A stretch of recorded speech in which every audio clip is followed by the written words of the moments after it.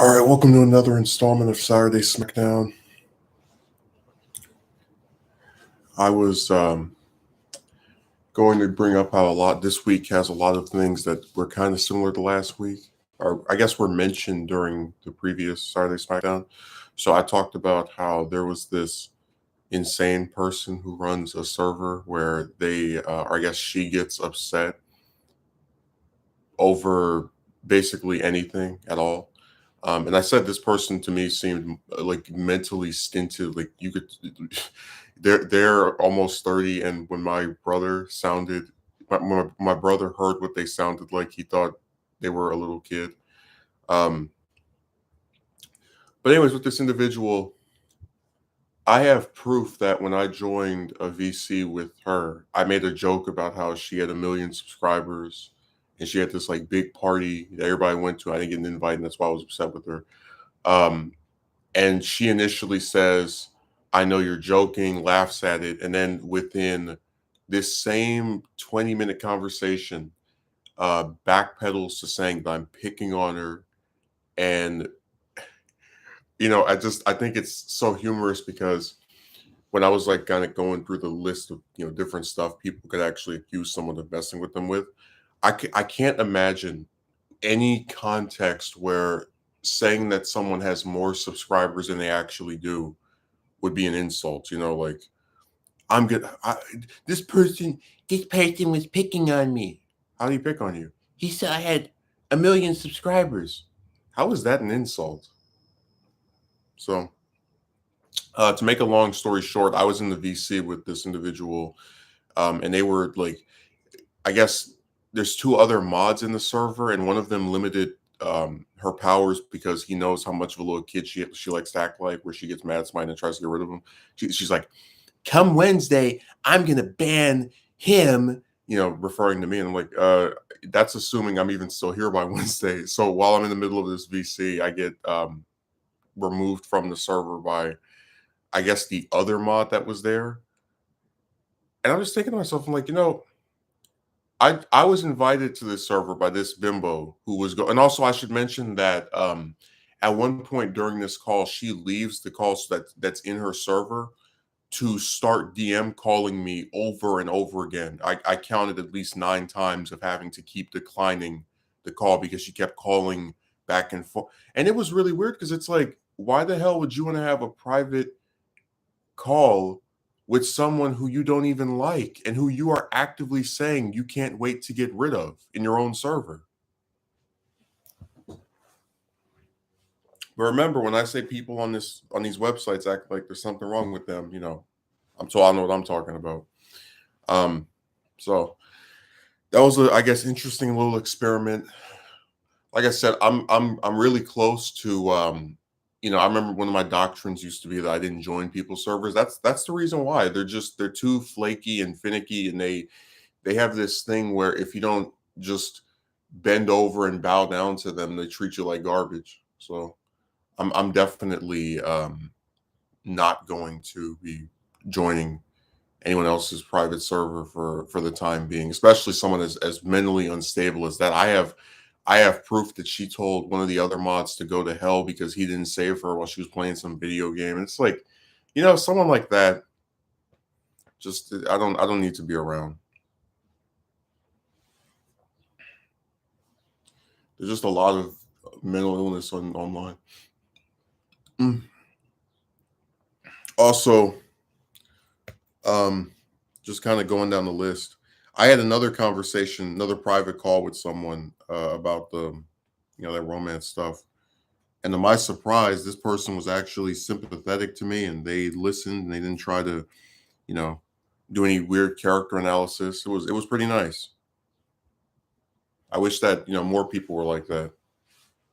As far as just, not trying to like confront. Also, I do want to bring up something else because it kind of has to do a little bit with my doctrine. So I very much believe in leaving people alone when it comes to their love lives if it doesn't affect you in any way. This is why you don't see me going online harassing people because they want to talk to chicks, even though I think it's a waste of time because it has no effect on me. It doesn't bother me that somebody else wants to do that. So I met this I guess woman, right? She's like 18. Um, in a server I'm in, we have some stuff we discuss, talk about artistry and all the rest of that.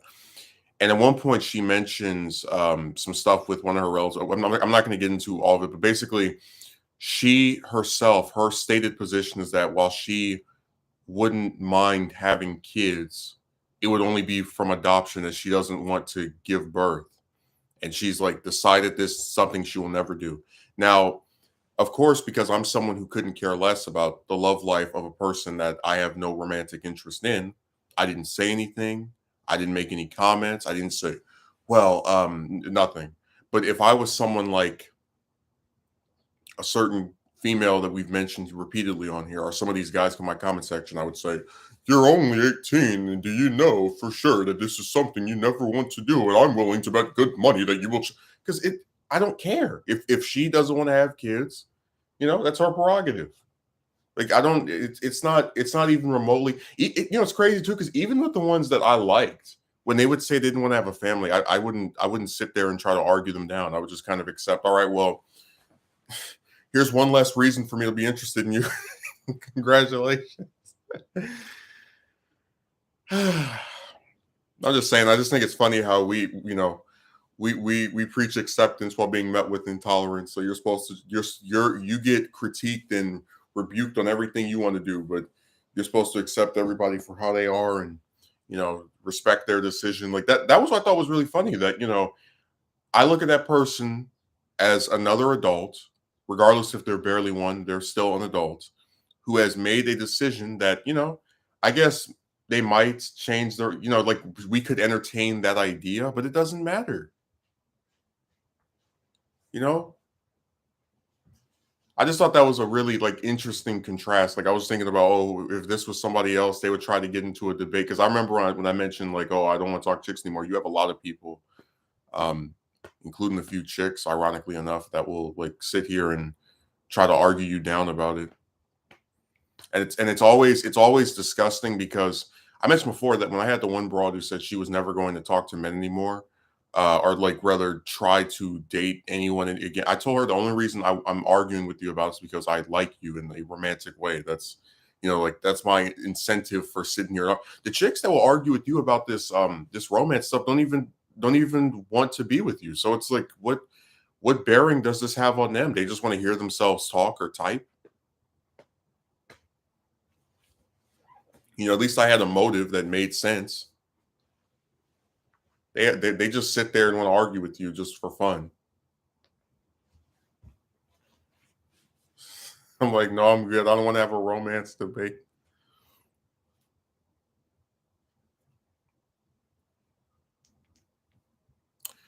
Also, I'm thinking of doing the a remake of the hooker video.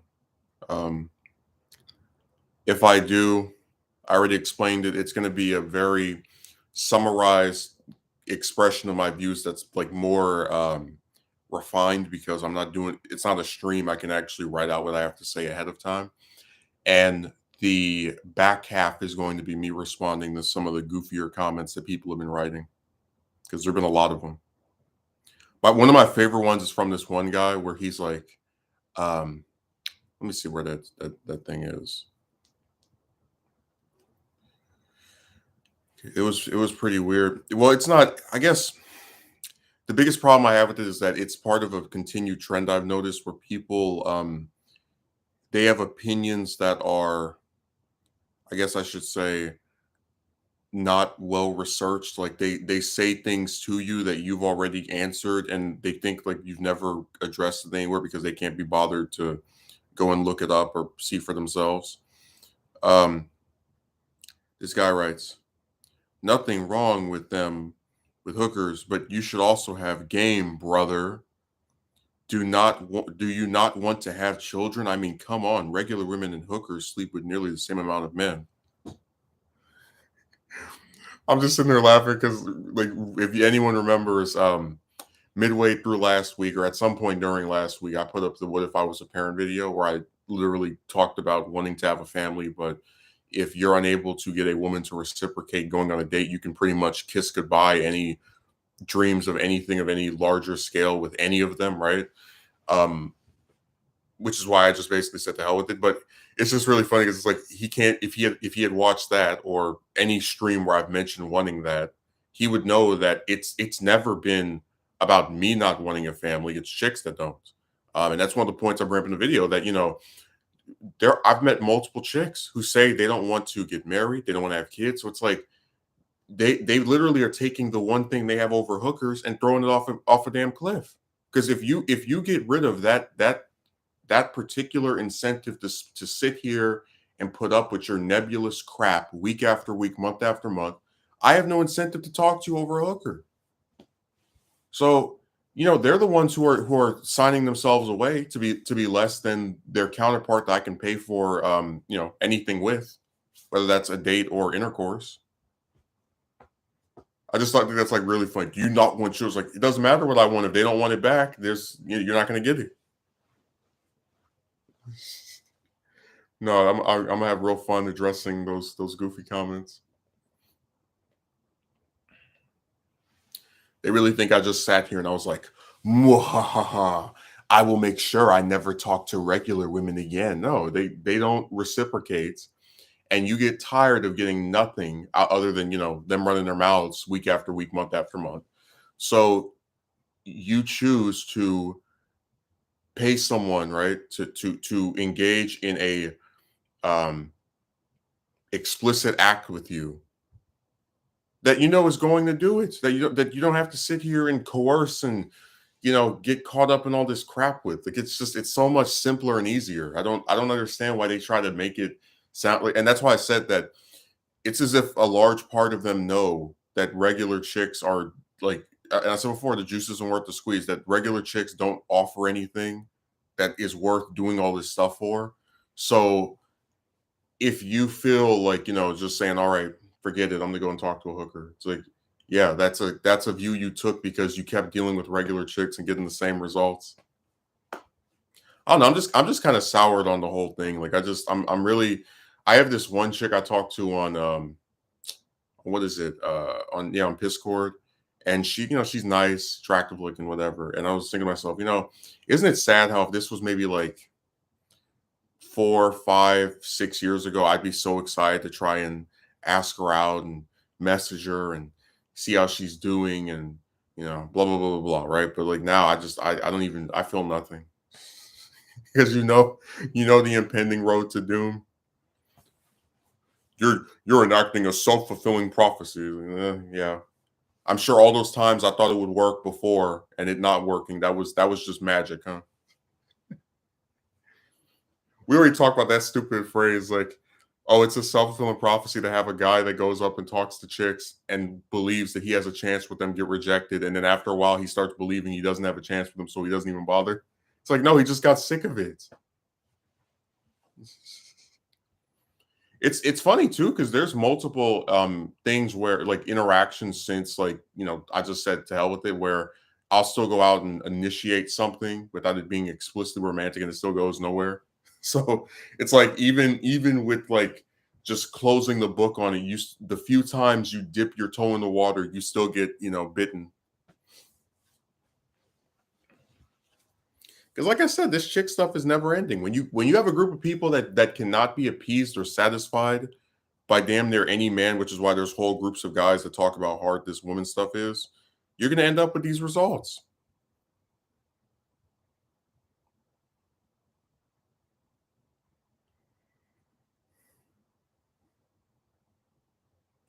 You can turn your girl into a hooker for you, You got to have game. I realized this same guy commented on this video 7 months ago.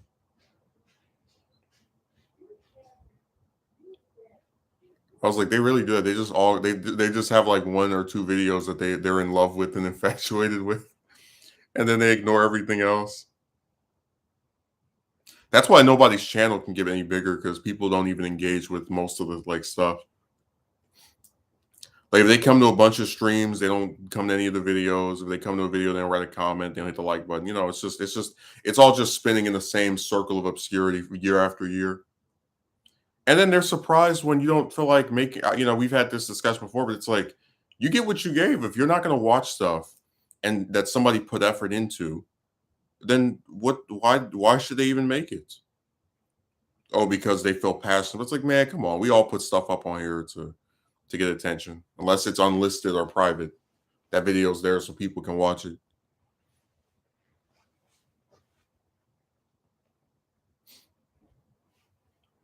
I'm still kind of annoyed by like how little engagement the "What If I Was a Parent" video. Just because again, it's like you sit here with this script, you have writer's block, you try to cram everything into this video, and then people barely watch. Oh, it did better than you usually. It's like, yeah, but that still sucks. Couldn't even get 100 views.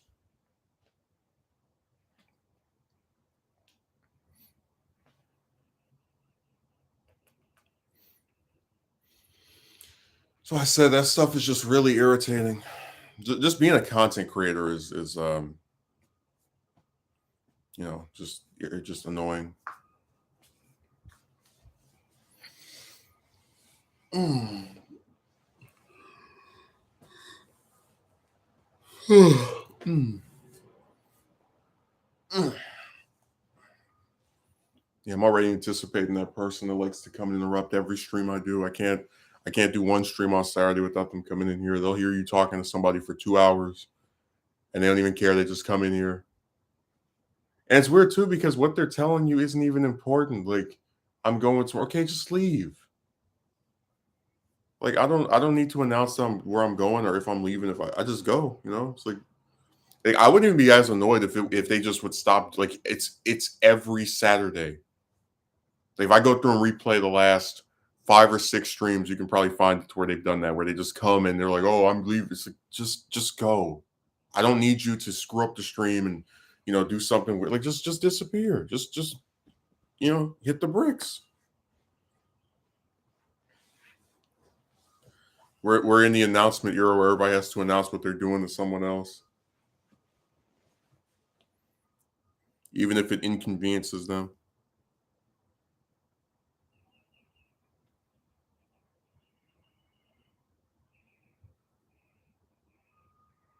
Yeah, I'm probably gonna do that video this week. I started writing some of it yesterday, but I was just too tired. Mm. I mean, even now I'm a little tired.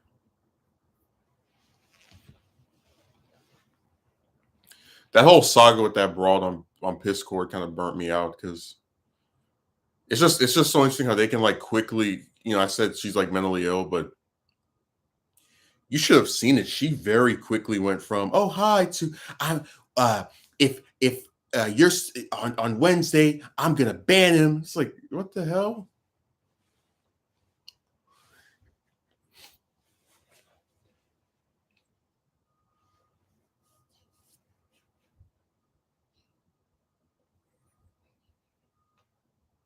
No, that's the problem with chicks online. Even the stupidest ones have like guys defending them and telling them how they can they like them so much and appeasing them. Like just it's really sad. I had a feeling that she was just so unstable eventually that would happen. Maybe if it wasn't in 2 weeks, it would be in like 3 or 4.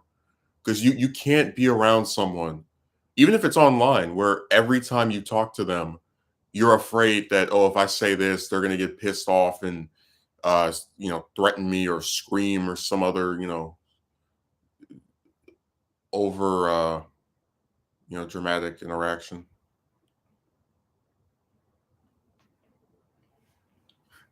I had like 2 different chicks on that website say I was dramatic. I'm like, you know what? Uh, if I want to confront you and say some profane things, I will say it in the DM call. I'm not about to sit here and try to curse you out in front of 10 people. Especially when I know that all that's going to happen is they're going to team up with the chick because that's what people online do, and then I'll get another crucifixion.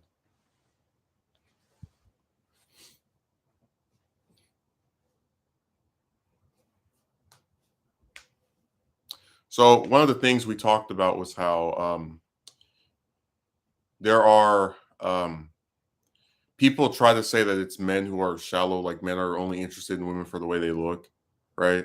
Like, oh, you probably ask women out that are out of your league, and even though these guys actually think every single woman is out of your league because they don't even know what the chicks you approach look like because you don't put their pictures up.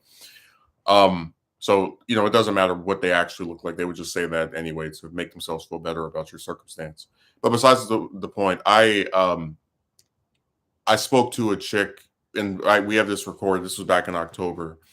Had explicit phone call with her, and it was about 3 hours into this 4 hour call where she saw what I looked like. And after saying all kind of manners of gross stuff to me that you can still hear in that call, if you go and watch that video from October, she had the nerve, the audacity, the balls to say that I was not her type. And I'm sorry, but there is no way in hell I would speak to someone in the type of manner that she spoke to me, and then after seeing what they look like, say that. You would never catch, because if they weren't my type, I wouldn't talk to them like that. So then with the this week I met this chick, and she's we had I think it was like a 3 hour call, and we revealed our first names to each other. Basically, what I started to believe was that if you send her something, she'll send you something. Like, hey, you tell me your first name, I'll tell you my first name, what country I'm from. You'll know what country I'm from. Just like just a fair trade, right? So of course, when I send her a picture of myself, she doesn't send me one back, and she starts trying to like find loopholes out of. That's why I said chicks are so irritating, man. It's like, you've been doing this call with me where you specifically are exchanging information that I exchange in turn, and then when I send you a picture, you find a million reasons not to send one. Anyways, what I started to notice was that she would stop responding as often and was pretty much less inclined to initiate something. And I even told her before I sent it, I've had two people who, when they saw my pictures on Reddit, they just two chicks immediately stopped responding. The second you send a picture, no responses after that. So that's why I'm kind of reluctant when you start speaking with someone who doesn't know what you look like. That's the part that makes me the most. She was talking about you're insecure. It's like, no, I'm just tired of interacting with someone and seemingly having a good time talking to them, and then they get a picture of me or they see what I look like and they backpedal. I don't like that. I think that's stupid, and I've never done that to someone. So she invited me to a few times to speak to her, right? And then after seeing the picture, she wasn't inviting me anymore. I had to just like appear in the same VC with her if we were in the server together.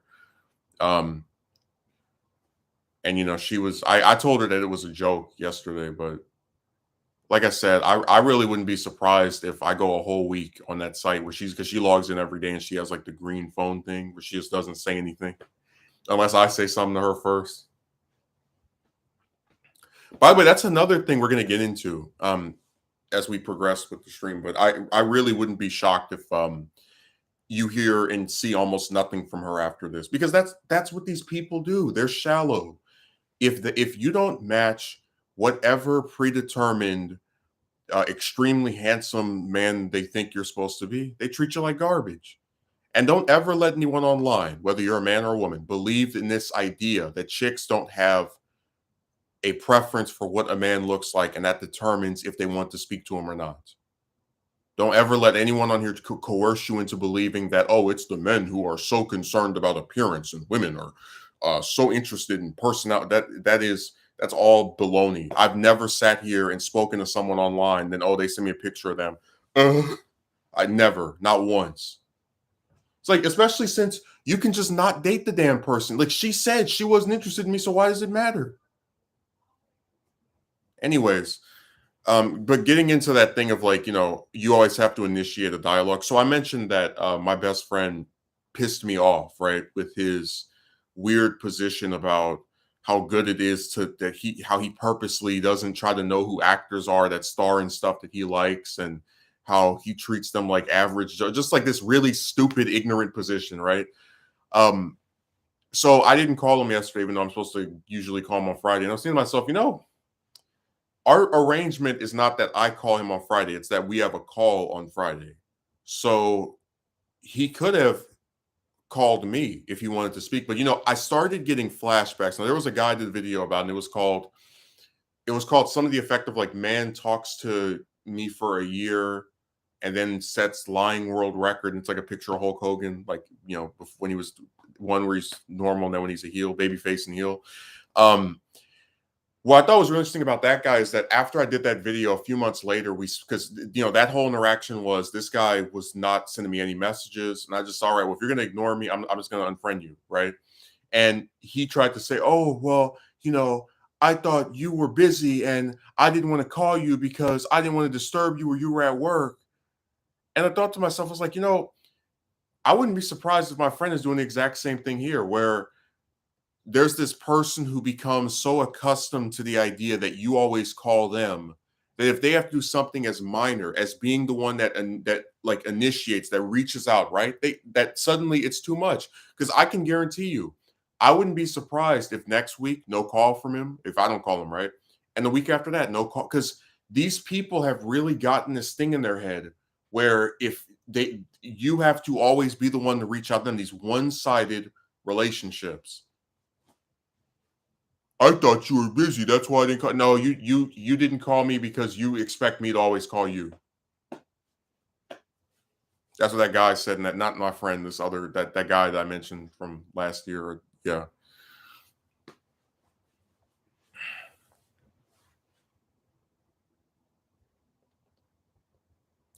I do think that's kind of funny that you can argue with somebody only 3 times in a year, and then that's enough for them to just be like, to hell with you. That's why I say online relationships and interactions, I don't even take seriously anymore because it's too flaky and people will get mad at you over anything. So I just say forget it. But one of the biggest problems is that a lot of times people online don't even try to keep something going. They're just like very adamant, I should say, um, about wanting you to be the one that always starts it, initiates it. And I just get tired of that because it's like, why does it always have to be me? Like, you have these phones, you can call somebody anytime you want. And oh, he didn't call me today. Yeah, then call him. I bet if I don't call him next week, I'll get no call from him. And if I won't speak to him rather. And if I don't call him the week after that, I'll get no call for I guarantee that. Because these people have really grown accustomed to this idea that they're supposed to just be like Cinderella in the or what's the other one? Sleeping Beauty, just whoever in the castle, and you're supposed to run up and be the person that initiates every interaction. Chicks are the same way, but it's even more irritating with people that claim they're that you and them are on good terms and they want to talk to you. It's like, yeah, you want to talk to me so much, that's why you didn't reach out to me, right? No, chicks really are like the worst ones with that stuff. Like I was gonna do a social experiment where I just go through my DMs with like almost every chick I've spoken to on Discord, even the ones I don't talk to anymore, and just like, oh, this one didn't say anything the second time until I said something to her, and then she didn't say anything the third time until I said something to her. You know,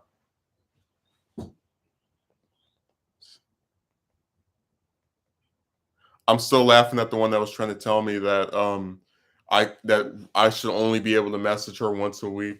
And I friend, I was like, you must have lost your goddamn mind if you think I'm gonna sit here and have you put up some weird time and be like, you can only talk to me once every 7 days. Like, oh, then just don't respond.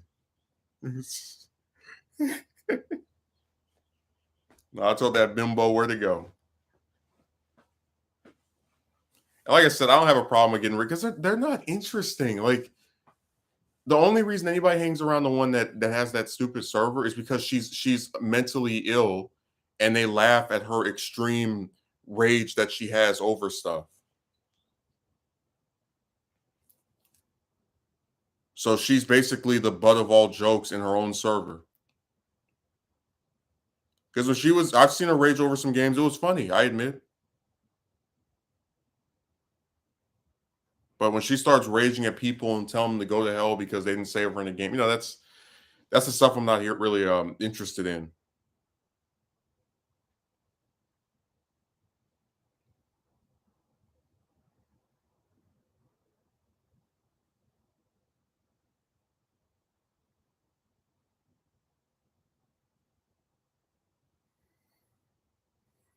Oh man.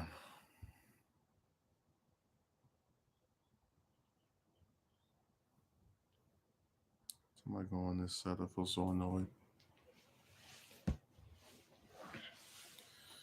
Yeah, I'm not gonna be sending anybody else a message because I'm that whole thing of me always having to be the one that starts something that's overdone. I don't know why it's so hard to just send someone a message like, oh my god, I have this person's number and we're supposed to speak today and they didn't call me. Uh oh, I can't just call them. I can't just click the button and see if they'll answer. No, they have to call me. I mean, Euro, whose fault is that? I haven't gone anywhere. It's like I changed my channel's name and made it harder to find. You just chose not to come back. I have no control over that. If you decide to take some hiatus, then it's not my fault for your status. So if you want to vanish and disappear and try to star in a Where's Waldo book, be on my guest. Ugh, not up for me.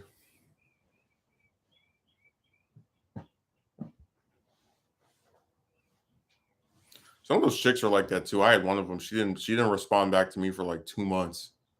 I've been logged out of my account. Oh, I only believe that one because she wasn't active in any server or anywhere. Like I give that one a little bit more of the benefit of the doubt than the other ones, admittedly, because it actually looked like she wasn't active on that site for months. Like there was just no activity from her anywhere, and even in the servers we had together. So I'm a lot more inclined to believe she was, actually telling the truth, whereas a lot of the other ones are, you know, like I said, you go on that site and you see them just sitting there and changing their avatar 5 times in like 3 days.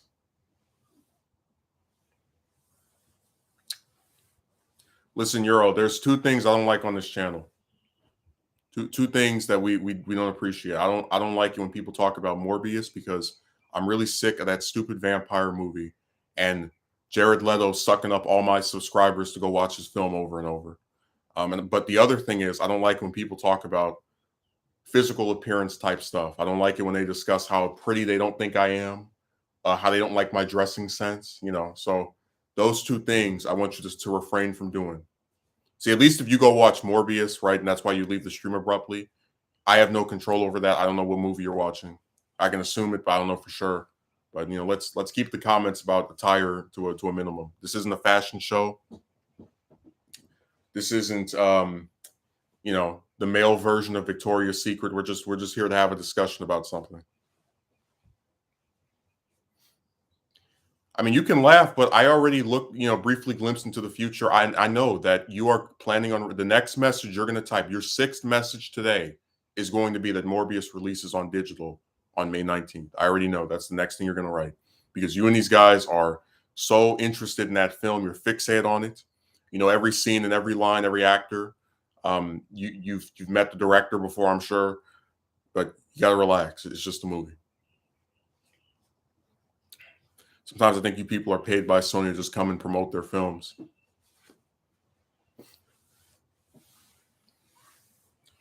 Oh, I'll finish your sentence for you. You write, I have not seen that.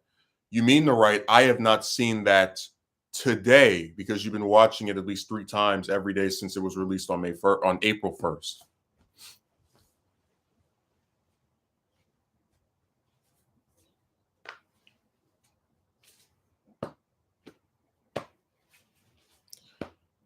I heard that you're going to go out and buy so many physical copies of the movie, you're going to change your name to Morbius Dollar Trader. And your avatar is going to be a picture of Morbius with the green dollar signs in his eyes. And look, if you want to sell that movie, that's cool. I'm sure somebody will buy it.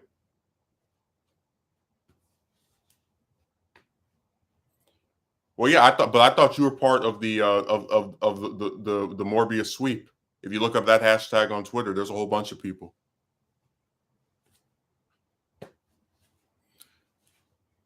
But yeah, why do you think his films are doing so well? I mean, Morbius is the highest grossing film ever made. It's made over $300 trillion. They've already announced Morbius 2, 3, 4, 5, and 6. Marvel Studios is lining up to try and get him put in the MCU. That's still my favorite meme out of any of these. That like someone actually went on WikiPiss and they edited the highest grossing movies of all time and put Morbius at the front, and they didn't even just make it like, oh, it's made $2 billion. No, it's made $300 trillion, and it's got a picture, this like weird picture of Morbius on top of it. It's Morbin time. This is the Morbius era.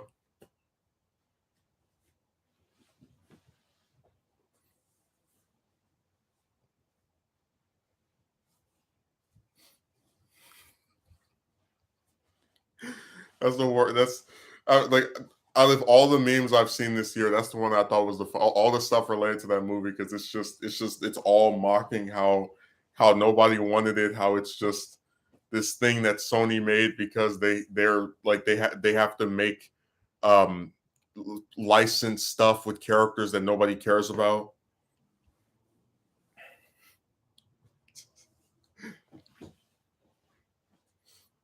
Can't wait for El Muerto.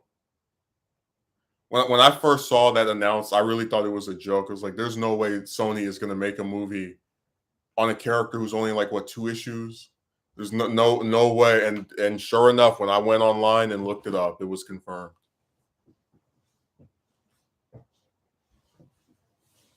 It was like, you guys make some of the worst ideas and decisions I've ever seen. I can't wait to join the Sony Cinematic Universe so they can give me a crappy origin movie and stick me in some weird team up film. I'm real excited. I can hardly contain myself.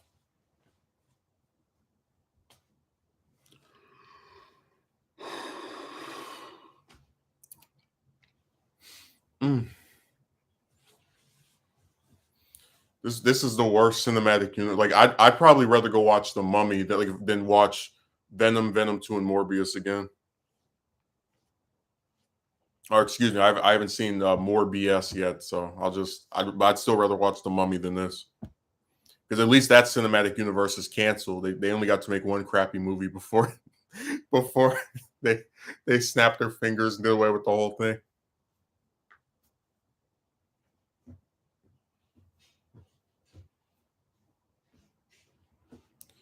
But they keep trying to start up these like franchises, and it always tanks. Like, remember that Ghostbusters reboot with all the chicks was supposed to be a franchise, and it only got one movie out of the supposed 3 they were planning, a whole trilogy.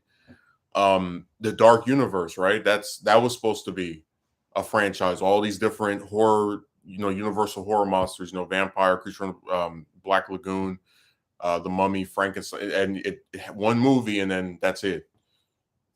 So it looks like the only movie they've done that's actually, again, not besides No Way Home, which is a joint effort with them and Marvel. The only other one I've seen that did any like is actually going somewhere is Ghostbusters Afterlife, because they announced a sequel for that. At last, took them 5 months. It was like 5 or 6, like half a year to get that announcement.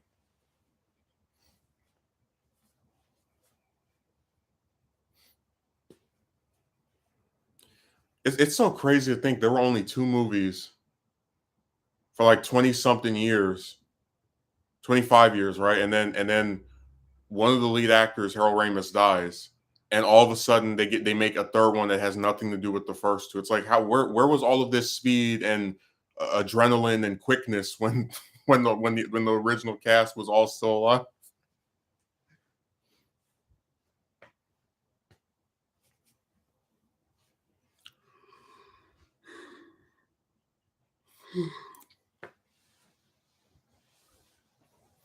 I just think that's so weird. Every time I just think in retrospect, like, that doesn't make any sense. You had the whole original cast for over 2 decades, and you didn't do anything with them, and then one of them dies, and now you're going to make this reboot.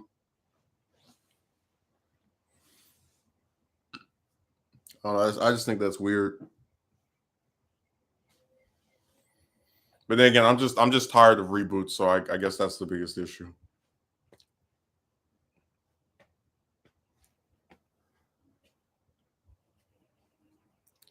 I'm still laughing at the person that was like, "Oh, I thought Afterlife was a good conclusion to the whole." I'm like, dude, listen, if you watch a sequel to any of these damn franchises that have been around for like 10, 20, 30 years, and it's got new characters in it, it's not supposed to be the ending. It's like you're the kind of person that will watch Force Awakens and be like, "Oh, I thought that was the last Star Wars." Like, no, it's clearly meant to set up multiple other new ones because they introduced a bunch of new characters.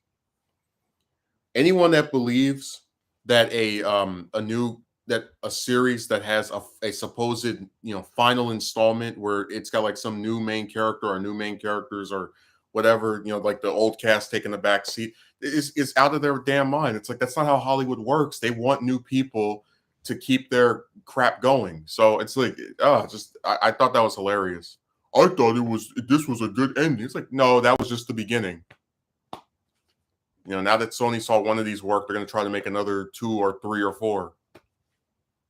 This is the way this stuff goes. If they succeed once, they'll try it again. See if they can strike lightning multiple times.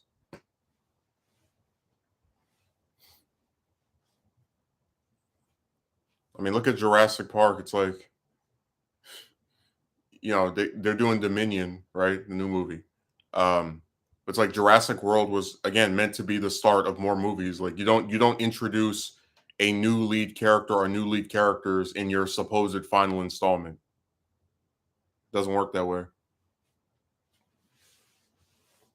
So many blunders. God, people just don't even understand how this stuff works. It's so sad.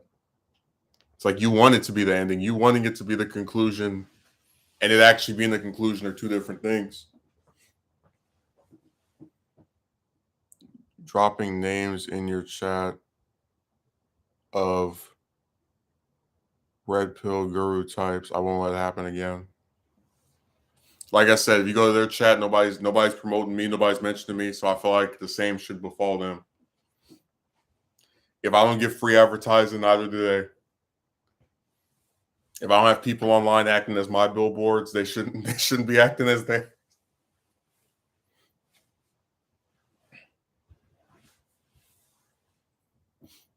That still is the most ironic thing in the world. It's like, let me go to this smaller person's channel to promote somebody that's way larger. It's like, hey, this person has 2,000 subs and gets like 10 views a video. Let me tell them about this person that has 100,000 and gets like 10,000 a video. It's like, what? It's like if they're so big, why do you need promotion on my channel? Like, what the hell? I remember there was this one guy, he was like, I thought you knew about these two because they talk about this. I was like, dude, just because two people talk about the same stuff doesn't mean they're aware of each other. Like, you really think there's a romance cinematic universe where everybody knows who everyone is?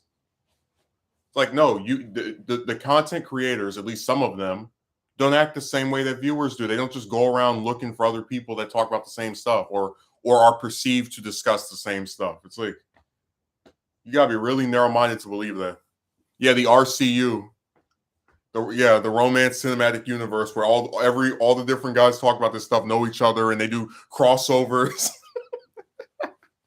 And they got a little damn purple alien from space. He's like, I'm gonna snap my fingers and everyone will have a girlfriend.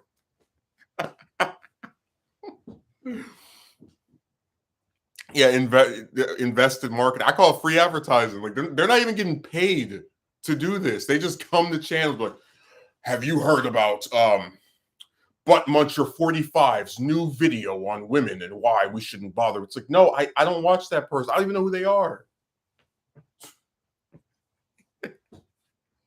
Yeah, the RCU. They need to make a whole universe, like just a whole series of movies. We could have phase one. It's like 5 different guys to make content about this stuff, right? Then the 6th movie is the big team up crossover. Then phase 2 is like another 5 movies. Then the big team up crossover. Yeah, we could do it that way, where it's just all the guys get together to fight some threat or battle against some new foe or something.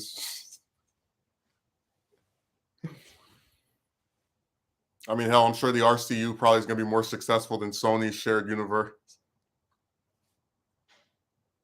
Could make 20 movies from that. You know, the most disturbing thing is if you actually want to like chronicle like different screwed up encounters that somebody has with chicks every year, not even like every couple of years, just like one movie is 1 year. You could get a whole series of trilogies out of that. Of just, hey, this year he approached this woman, and then he didn't approach this one, but she approached him, and he thought, oh, this might be different. But then she said she only liked him as a friend, and it just goes on and on and on.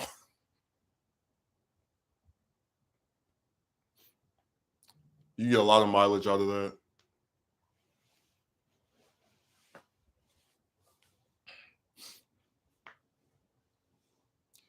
I remember this one person was like, well, that'd be boring because every movie is just him getting rich. It's like, well, hell, superhero movies are literally hero shows up. Maybe they have an origin story. Maybe they don't. They fight a villain and they beat him. It's like, yeah, that's kind of what happens when you have a series. They tend to do the same, some basic like skeleton of the same thing every time you see them. Like,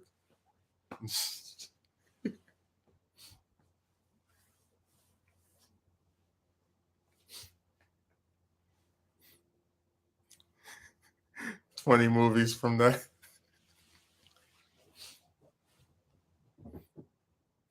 They must really think it's a shared universe. Like, oh yeah, you know this person. I was like, no, I don't.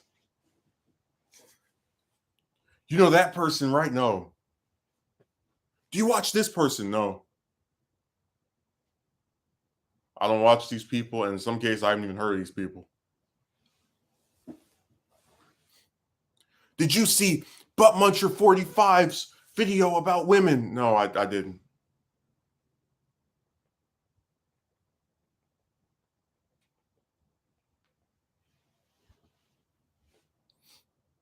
All this free advertising.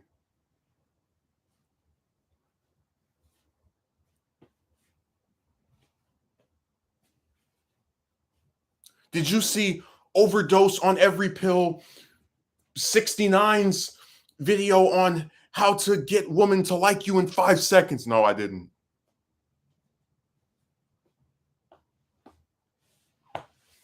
I told you, they really think just because they watch every person that does this stuff and they just sit on the computer all day looking for these things that you do the same things. No,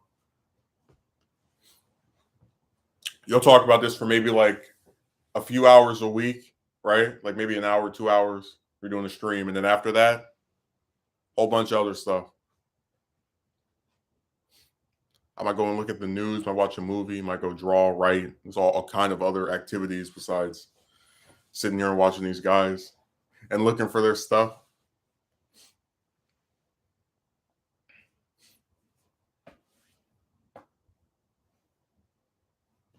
I think at some point, if these like mega fans that go around talking about these people everywhere were a little bit more wealthy, they actually would buy billboards with like the channel URL on the billboard. So you just so like some random guys just driving past, like, oh, I gotta watch Cockblower 32's new video, his channel. I gotta go over there.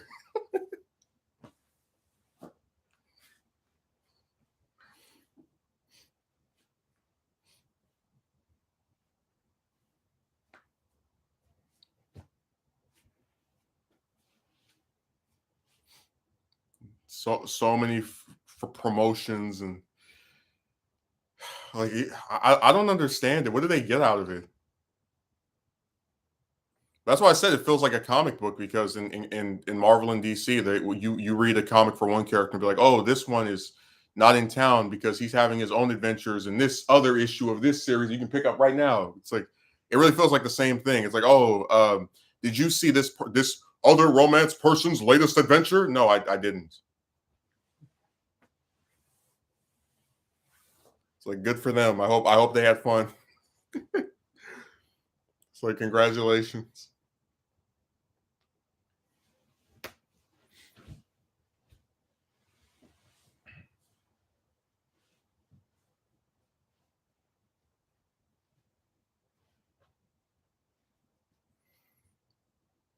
Yeah, my brother, I got his. He said he would that if I did, was it the latest quest? Yeah.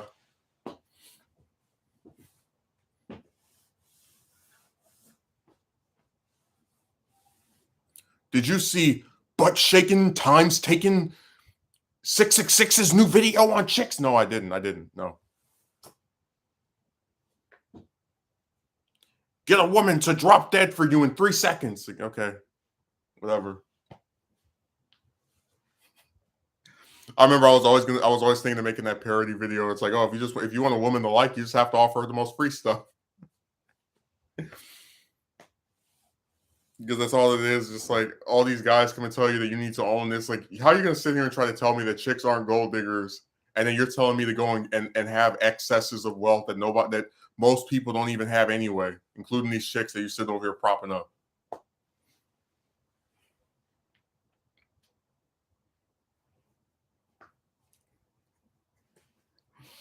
So these people are so weird, man. And it's like they actually believe this stuff. Like when I read some of these comments at first, I really thought it was a joke, but they just kept typing this garbage.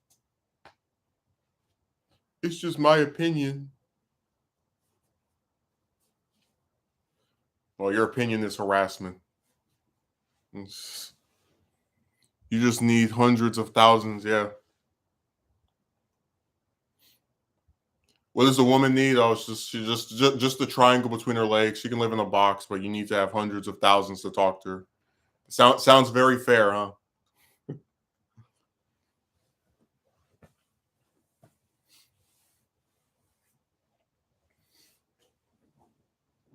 So I said that chick stuff is just it is a never ending cancer on society. That's all it is. Just a bunch of guys doing whatever they think they should to appeal to random bras that aren't even worth the effort. Chicks you never heard of have like 20, 30 guys trying to talk to them all at once.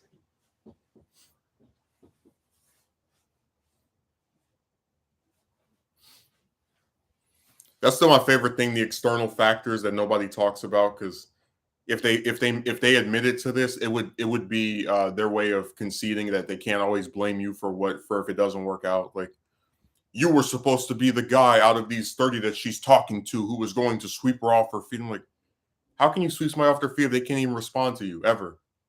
Except for like once a week or once a month. Like, how do you even talk to someone like that?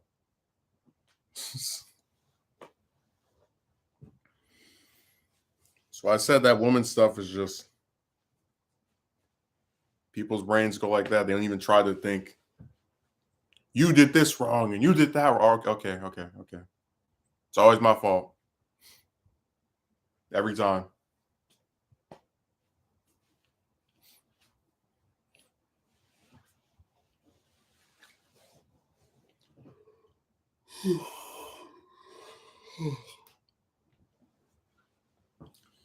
Yeah, I was thinking of doing another documentary, but I'm not entirely sure if I want to. Again, the problem with those is just like, first you have to write the script. Sometimes you have to get multiple clips to stick in there, right? And then other times you have to, and usually what I like to do is like make it personalized, where I go on camera and I talk about how I think about something. Um, but to me, it just seems like it's a lot of work for very little results. Like I don't think the effort, what do you call it? It just doesn't seem to me to be something that's worth doing all this stuff for. It really doesn't.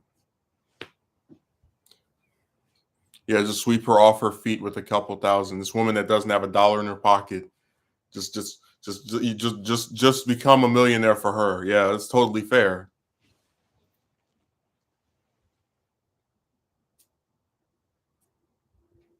That's a good deal for you. That reminds me of that one guy that made a movie from people donating, and then was like, "Hey, by the way, when the movie comes out, you got to pay $20 for it." It's like, well, wait a second. These people made it to where you could even afford to make this crap, and now they have to pay to see it. How does that work? Like, we invested in you, and this is how our gift is rewarded, that we have to pay for something else.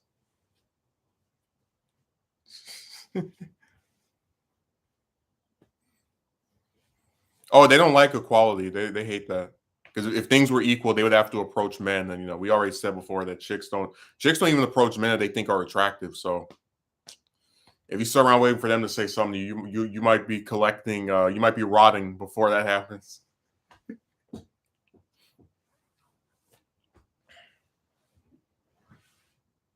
It's always you who has to initiate and start things, and that's what really like pisses me off about chicks. Like even the ones that start stuff don't even go anywhere with you. Like I remember the one from last year around the same time. It was in May. The one that asked me on a date and then like reneged. It's like I didn't ask her for her number or for her picture. She gave that to me unprompted. And then you ask me one day, I say yes, and then I'm hearing all this crap about I need to get to know you first, and uh, I want you to meet my parent. Like, man, get out of my face. And you go sit over there and lie to your mother about I told him to leave me alone, even though last night I actually told him to call me back. So I said chicks are just they act like they live on another planet. Some of the crazy stuff they do. I really feel like am I in some kind of science fiction world? That's the only way any of this stuff makes sense. It's like who sits there and does that? Like what is the purpose of asking someone on a date? Them saying yes, and then you reneging like so what, you just like to yank people's chain? This is you? That's you just yanking people's chain? Like so I said the chick stuff just is a big waste of time, like overwhelmingly. For every one chick that might actually be interested in you and supposedly will do this romantic stuff with you, there's like 300 more that will just they can't even just say no. They will sit there and talk to some guy that they have no romantic interest in week after week, month after month, and it goes nowhere. And then they get surprised when you want to put up with their BS anymore. I thought we were friends. I never said we were.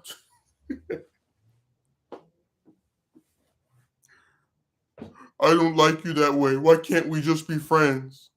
Because I've got enough friends.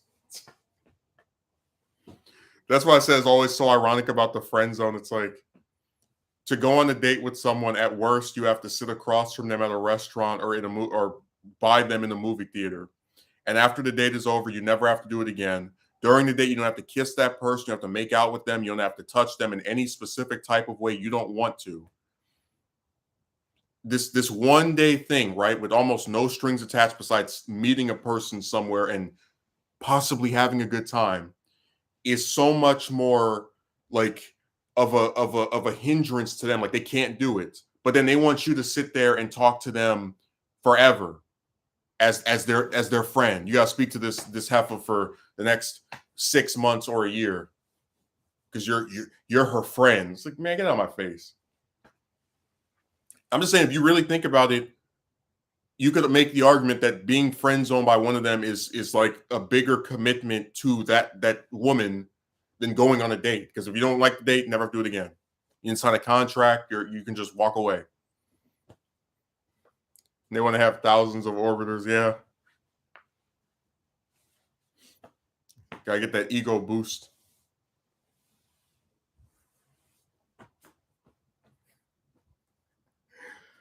Oh, that woman stuff, man, is just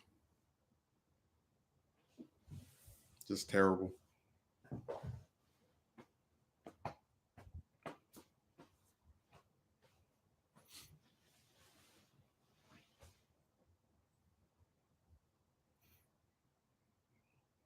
Yeah, CinemaCon was pretty boring this year. Like outside of the Afterlife sequel getting announced, they showed a bunch of footage from different stuff. Um, I know some people got excited about the Black Panther 2 stuff, like, oh, they saw the chicks fighting. I think it was, I don't remember who it was because again, we didn't see it. I just read like the stuff people were writing about it. But you better believe when I went in the comments section of every video talking about it, all I saw was recast T'Challa, recast T'Challa, recast T'Challa. So I just rolled my eyes. I just went over to look at something else.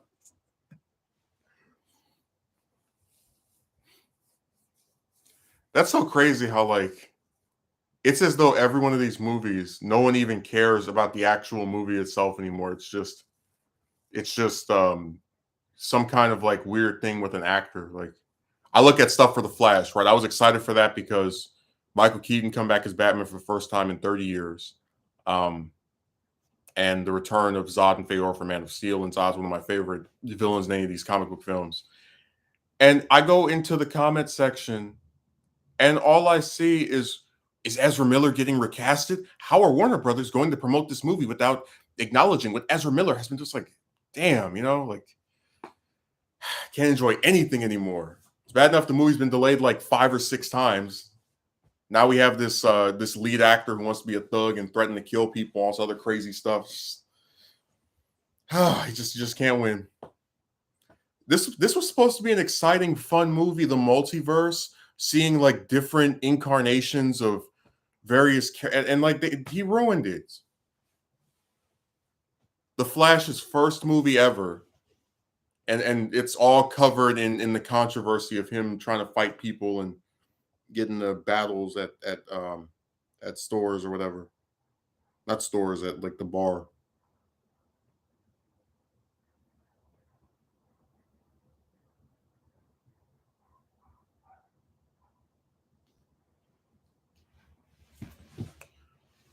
I'm really disappointed. Like it just seems like every movie is like drenched in stuff that has nothing to actually do with it. As like I look at the stuff for Aquaman 2, all I'm hearing about is recast Heard, recast Heard, recast Heard, uh replace her with Amelia Clark. I'm like, wow, nobody cares about the actual film itself. They just want to spite her for the Johnny Depp stuff. I'm like, okay, whatever. So it's been a really sour time to be into this stuff because it's all just a bunch of slogans and campaigns and clickbait videos. I'm just really sick of it. I guess maybe that's the biggest problem with these shared universes, that no one really cares about telling a good story anymore, and it's all centered around like cameos and who might make a 2-second appearance in this, and just dude, that depth stuff has been going on for so long. Like I just wish it would be over. Like that trial just started and I'm already like, can we just wrap it up? Because I remember last year when they started that petition, it's like it has 2 million signatures. Like, well, if a movie is going to be seen by hundreds of millions of people, that 2 million might not be that much. What I mean? Like if the first Aquaman made $1 billion and 2 million people have signed a signature to get rid of an actor in it, you see how the million might sound impressive at first, but when you consider how few people, plus I don't even dispute that some people who sign aren't even going to watch the damn movie regardless. Like they wouldn't have seen it, to begin with.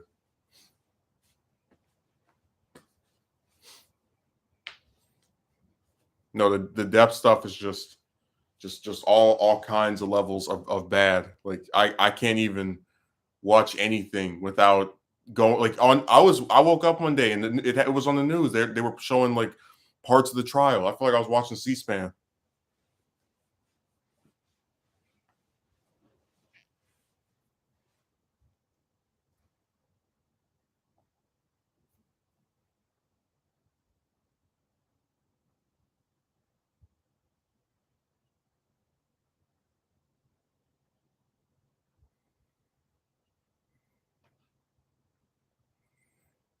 Oh man.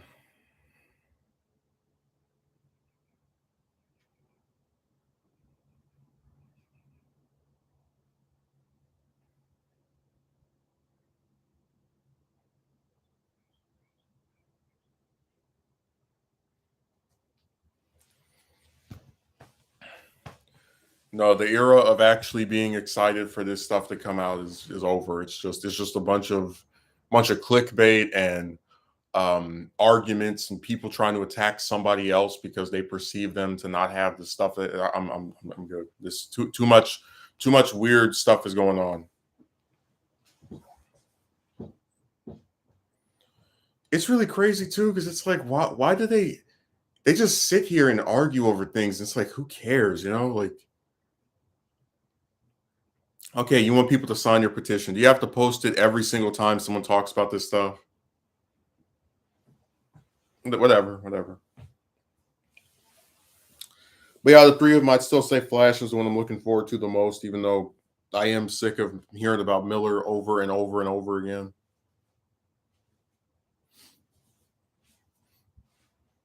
Imagine having a job where you all you have to do is read some lines. Because like I think most people would kill to be like some actor that gets paid millions and millions of dollars. Like they would put up with a lot of stuff just to make that kind of money.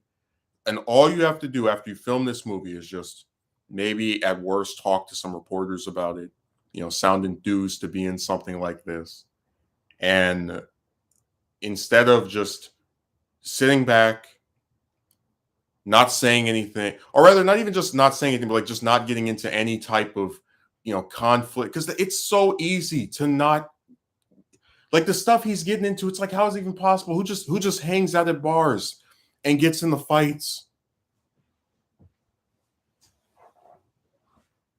Man, I don't understand that at all. That's some privilege if I've ever seen it. He must really feel invincible. Like, I can just do whatever and I'll be kept by Warner Brothers. And maybe he's right.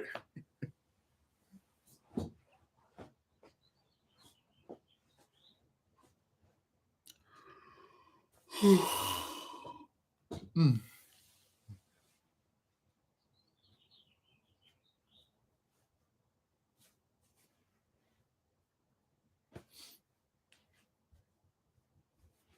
I remember before this happened, the only thing I knew about the Flash was that again, Keaton coming back, but also that Supergirl's costume was one of the worst costumes I've ever seen in any superhero movie. I was like, what the hell is that blue bodysuit? She looks like she's cosplaying as Superman. Like that looks like something my little brother would make in like an arts and crafts class. Like a major studio sat back and was like, that's a good look. Man, they completely destroyed that. And it's like, how do you ruin Supergirl's costume? It's the easiest thing in the world. It's literally just Superman's outfit with the skirt. And sometimes it's a little bit different. Like I know they had my favorite one is the white t-shirt, but it's one of the easiest costumes on earth. No, Euro, if you haven't seen it, you type in Supergirl, the Flash, and you'll see that horrible costume they have in that movie. That thing looks like trash. You know what? There's a report, and I don't usually like talk about spoilers. But we don't know if it's going to happen or not. But there's a report that Zod is going to kill Supergirl during the movie by snapping her neck, and like this is going to apparently be how she meets her fate or whatever. Right before I think Flash reverses things. I'd be all for it if it means we never have to see that garbage costume again. Like I'm serious. This is one of out of all the modern superhero films that have come out in like the last 10 years. This is the worst one out of any. It's not even close. That thing looks like something out of you buy off of eBay. God, I just couldn't believe it. They took such an easy to do costume, and because we're so caught up in this, exactly looks pretty bad. Because we're so caught up on this thing where we can't just have chicks wear attractive crap. They have to always be in some fully covering bodysuit, and God forbid the male gaze, all that stupid stuff. It's like, why can't you just give her an attractive outfit? Like a cheap Halloween costume. And it's like, what is one of the most defining parts of Supergirl's costume besides the costume itself? The long flowing hair, right? When she flies around, you see the hair. It's like they have it tied up. Like I can't think of one version of that character who when operating in costume doesn't have her hair down, just flying around.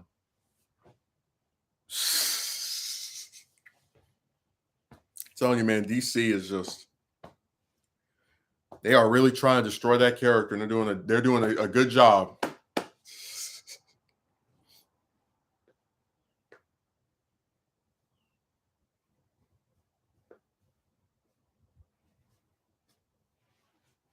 That's such a shame, man. And Warner Brothers is not what do you call it? They're not bad when it comes to just designing costumes in general. Like I thought the look for the Kryptonians and Man of Steel was pretty cool. But and I saw the new costume for Keaton's Batman. And I thought it looked good. I wish it had a yellow belt, but I still would say it looks, fine. But that costume that she has is terrible. I heard that she's getting her own movie. If she does, I hope she wears a different outfit during it because that I don't want to see that ever again. How hard is it to just design a good looking costume? Like why, whatever, whatever, whatever. I don't understand people. They make everything so difficult.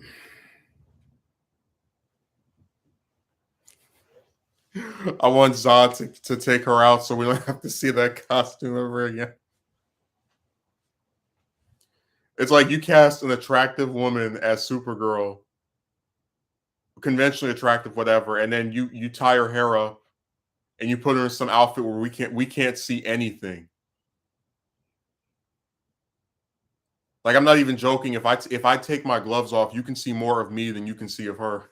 Like just that's how concealed her attire is. Like damn, how like they ruined like even the crappy CW Supergirl show has had better costumes than this, and that's a TV show. They're as low budget as it gets.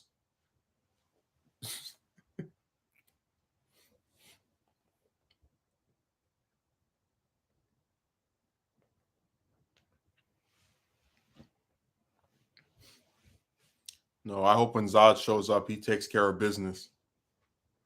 That'd be the funniest thing if this movie ends with cause like with Zod like living like all right, well he can come back and terrorize them again. We've undone his death from Man of Steel.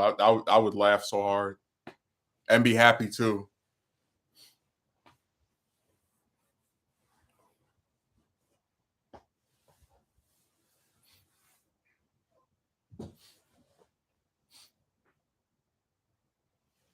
The cheap Halloween costume. It's very very cheap. I hope no one ever. I saw one person who said they didn't think it was that bad. I don't need to get their eyes checked. That thing is terrible.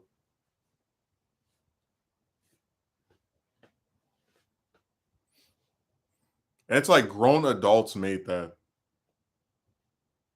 There's fan art of her as Supergirl, and the fan art looks better than her in the actual film. Like they have her with her hair out, right, in more attractive outfits that are not awful. It's just I just don't understand why they can't just give someone an attractive outfit or like I'm talking about. It's just we're just in the era where they keep trying to like make chicks look more and more like guys or just like condemn men for being attracted to chicks. I mean, I remember when Carol Danvers stopped being Miss Marvel and turned into Captain Marvel. When she was Miss Marvel, she used to have this sexy black leotard, right, with the little red sash, big old black gloves and boots. And then after she became Captain Marvel, they cut all her hair off, you know, and then gave her some outfit that a guy could wear. It's like,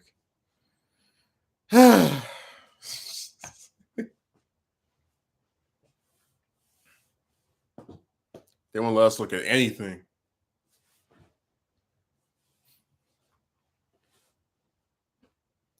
Stop being attractive. I command you. That's the biggest problem with like just modern society, like because the double standards are very apparent. Like somebody pointed out that in a lot of Marvel movies, um, you have like these some of that like different actors complain about the male gay like men sexualizing chicks, but if you think about it, Marvel sexualizes their male actors all the time because they have them with their shirts off repeatedly. You know, when's the last time we saw a chick in one of these movies show herself like in her bra? Like almost never. I think the last time was like Iron Man 2. Right, but you get what I'm saying about how they keep trying to make this idea of the men are sexualizing chicks, but the men are sexualized just as often because there are more men in this stuff than there are chicks.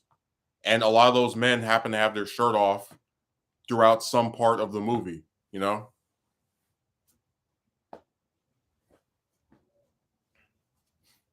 They take steroids.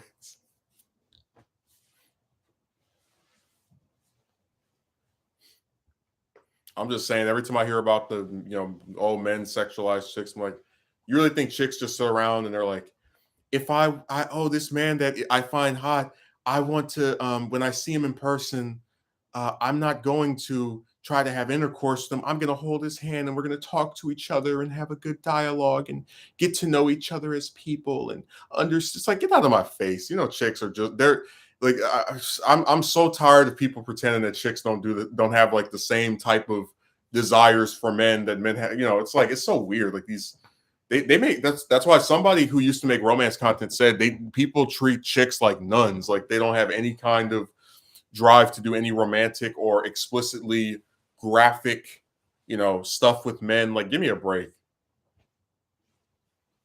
That's why I said we live in this era where there's just a lot of double standards.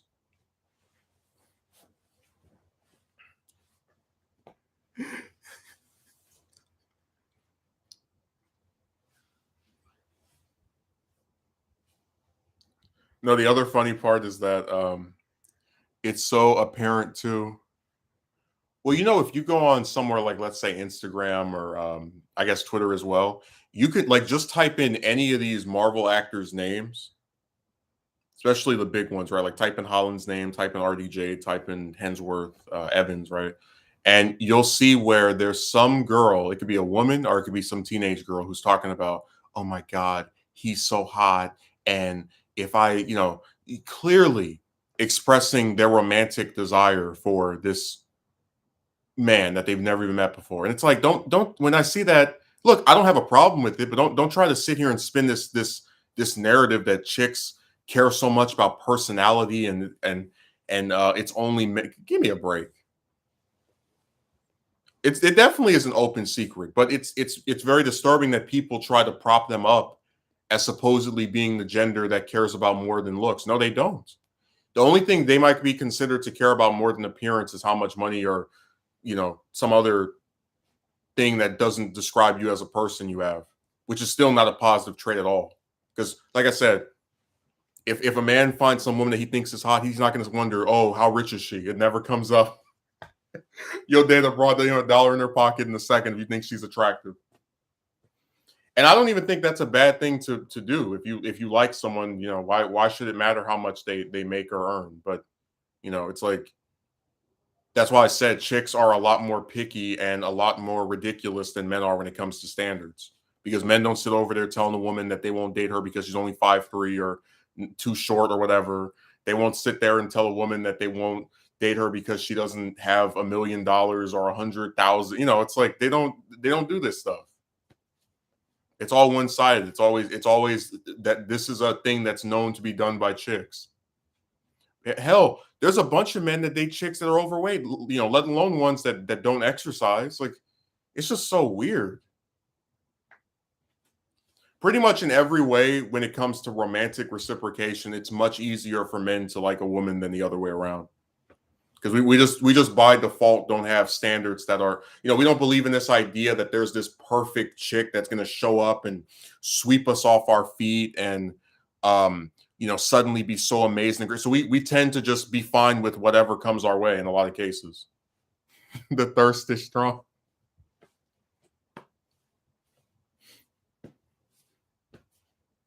I'm just saying we don't have these types of ridiculous standards.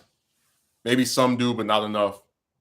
That's why you don't have groups of chicks talking about, I'm 38 and I've never been with a man. No, you never see that. The only way one of them hasn't been with a man is if they've been in the dungeon or they're in what do you call it, some kind of like society where it like they're practicing abstinence, but that's like some big heavy, because the thing, like I remember and I'm just gonna like mention this very briefly, but I remember the one thing that really attracted me to this Muslim chick that I asked to marry me a couple of years ago was that I actually believed her when she said she was like saving herself for marriage, also because so in other countries that where they're strict about religion, they actually have standards. Over here, anything goes, which is why you have all these kids born out of wedlock, and all the other horrible stuff that happens because people think more about themselves and about what they end up creating and whose life they're destroying before it even begins. So, I like that's one of the few things I'll give one of those one of those religions that I'm not part of some credit for, that they actually enforce standards, and you know they don't take it as some minor thing when one of them ends up getting knocked up before they're married. The ends don't justify the means of doing all this insane amount of effort for. What are you talking about, Megumi? If you want a woman to like you who lives in a cardboard box, you should have $1,000,000. And if you want a woman who's never exercised a day in her life to be interested in you, you should do 500 push-ups and go to the gym every day. Even though no person who actually has a job and a life can go to the gym every day, you should find a way. Like the Drake and Josh song.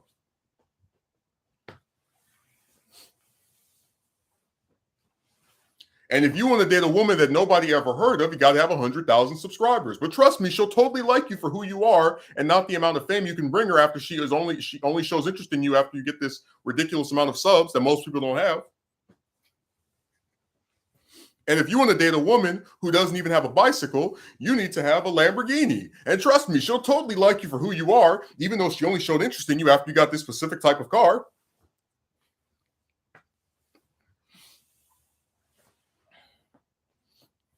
And if you want to date a woman who's 5'2", you have to be 6'2".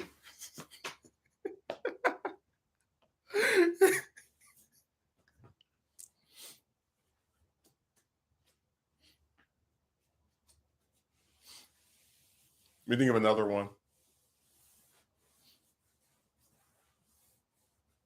I think I ran through them like really quickly. Yeah, just all the double standard.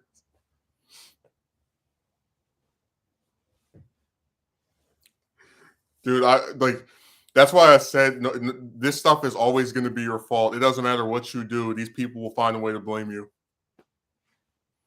People say this stuff and are actually convinced by their own trash, since that becomes so unrealistic, doesn't match reality. Oh, Megumi, this week I'm gonna try to make the remake of the not like I guess an addendum for the hooker video, because I've got some guy in the comment section spouting all types of nonsense.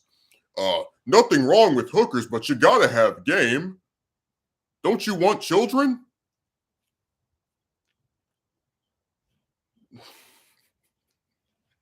I was just thinking to myself, I was like, dude, if you knew how the lengths I went to just to have them say over and over they don't want to do this.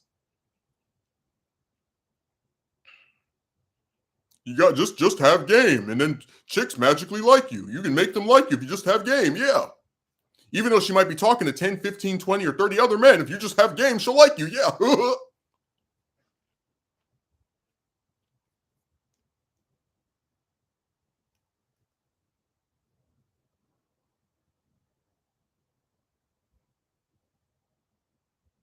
You got to make her want to give it up. You could make her want to give it up when y'all communicate. You can't make somebody like you. Why is like if you can't make someone like you, how can you make them have intercourse with you? Because it's a factual thing that more people are open to going on a date with someone than like actually having intercourse with them, because they consider that to be something that there's like a lot more strings attached to it, and like they don't want to just I'm talking about, they're more likely to do something that's non-sexual than something that is sexual. So it's like, if you can't even get one of them to go on a date, you're supposed to now believe that you can make her want to give it up for, like, get out of my face, dude.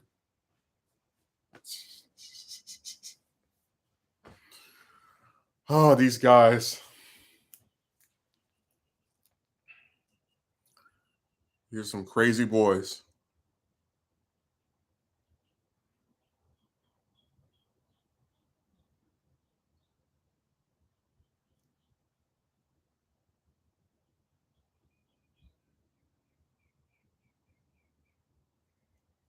That guy left like 5 or 6 comments. Don't you want children? It's like, sure I do, but these chicks don't. Like we have proof. I'll be looking forward to seeing that. But here's my thing, right? If chicks that are not hookers say they don't want to have kids, some of them don't even want to get married, some of them don't even want to go on a date, then what? I ask you, what do they have over hookers? Because remember, the whole reason that, at least for me anyway, that you even go to hookers is after you've exhausted all efforts with regular broads, right? So if regular broads say, "Hey, here's the few things we have over hookers. Let's throw them all away and say we're never going to do any of this stuff with you," then what do they have over them? The ability to waste your time? Think about the one thing, family, kids, whatever, that they have over hookers, they tell you they never want to do, have no interest in doing, creating, nothing. So what are you missing out on by talking to hookers over regular chicks?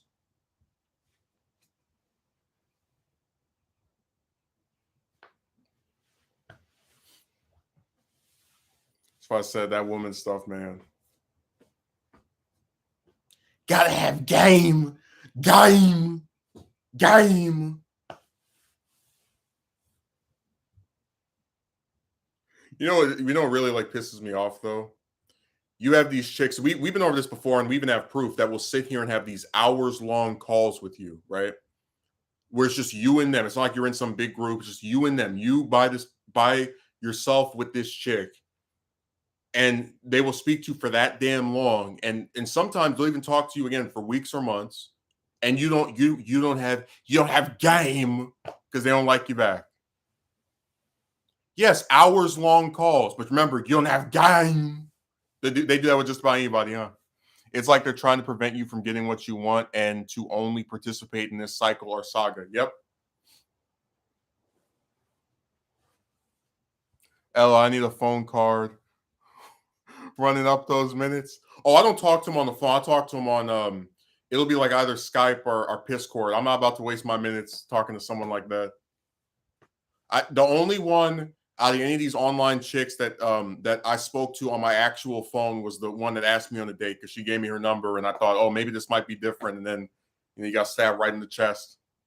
Remember, hey, Magumi, remember the thing we had where it's like every time we talk to some new woman and she like showing interest or nice and whatever, and it's telling you how you're so funny and she feels this connection with you and can't wait to speak to you again, all that crap, right?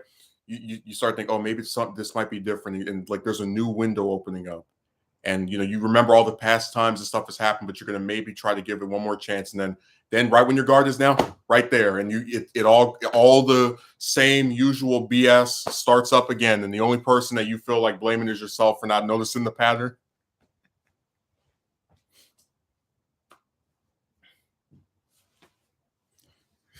That's what happens when you let your guard down. You get all excited for nothing.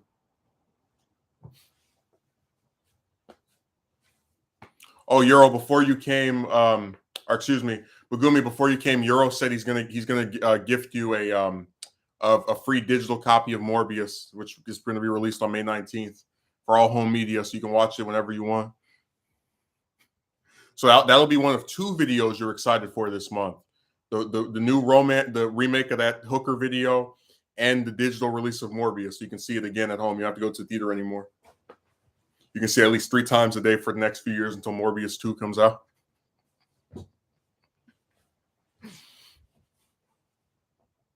I'd rather do literally anything else than doing all that BS.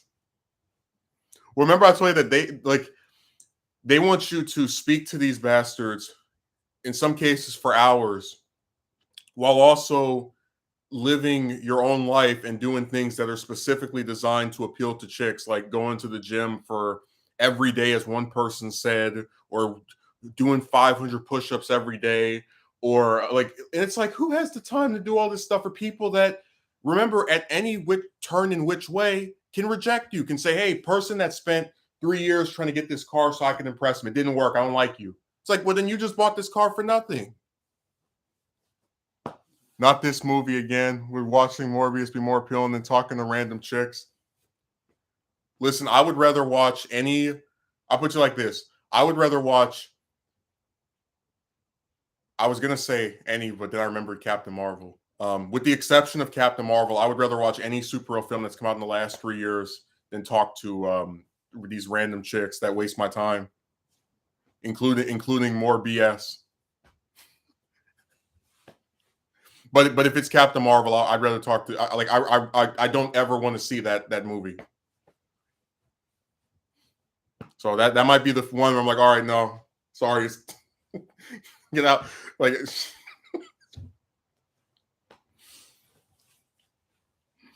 you can only be pushed so far with some of these films.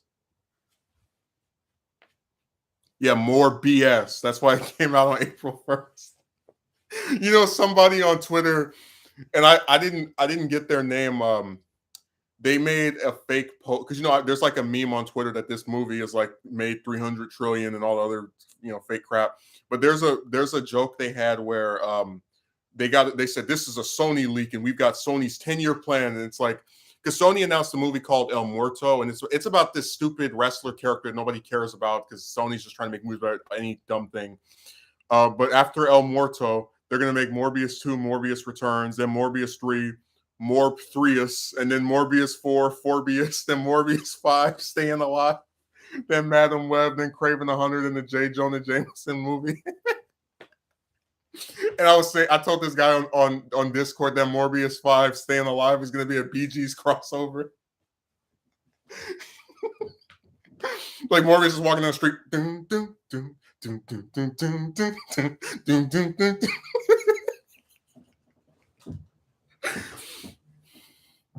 Oh my god. No. They didn't. They haven't announced the sequel. It's only made about like the Sonic 2 has made I think $100 million more than more BS. So no, I don't think we're gonna get a second one. I'm just saying that guy put up. But you know what? The problem is that so like they're making El Muerto, right? This movie on this like stupid character nobody ever heard of. If they could make garbage like that, they might actually still go ahead and make Morbius 2. Because Sony doesn't learn their damn lesson.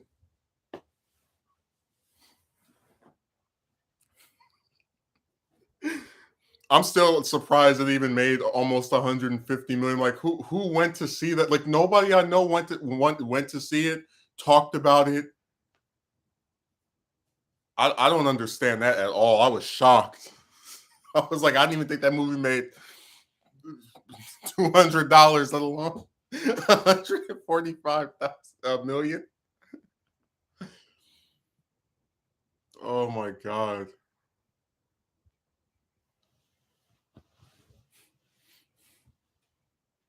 I was shocked. There comes a Kotsky merchant finally showing up. I've been waiting for him all day. I know he just got out of a showing of Morbius. The disturbing part about me saying is the movie's like an hour and a half. So he started watching the movie right when I started streaming. So that's why he didn't come until now. The movie just finished. He just got the theater going on his phone. Hey, what's up? So, Akatsuki Merchant, how was your recent viewing of Morbius? Did you like it more than the last 19 times you went to go see it? Did you see anything new?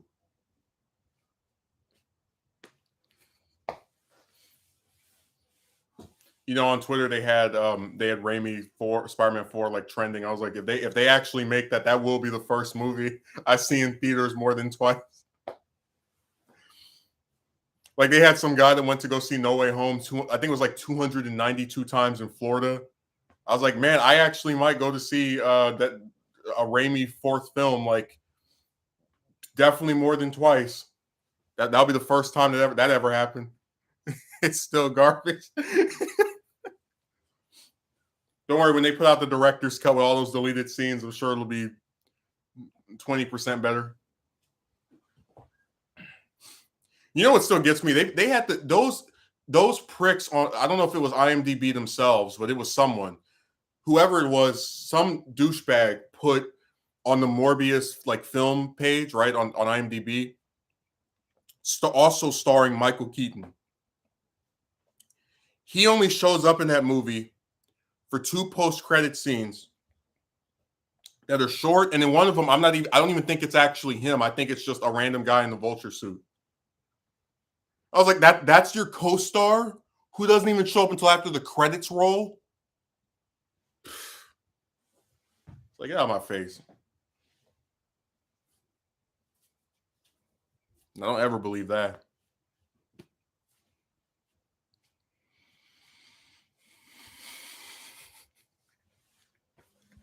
What kind of co-star pops up only after the movie's over? It's logged as the lowest box office in the Spider-Man universe.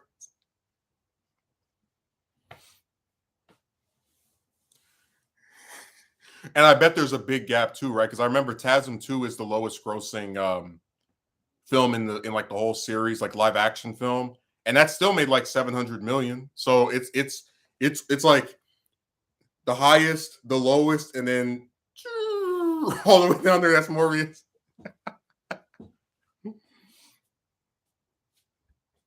Man, to hell with that movie.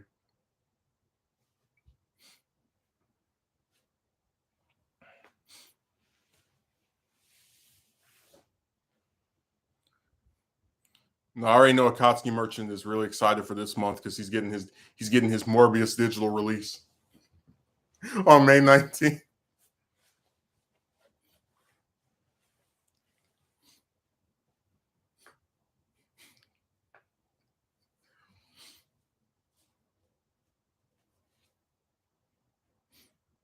Damn, I'm so, I don't know what's more interesting, the fact this movie got delayed over and over, or that when it comes out, it just sucks. Like it's just a film that Sony made because they are out of ideas and just throwing anything at a wall.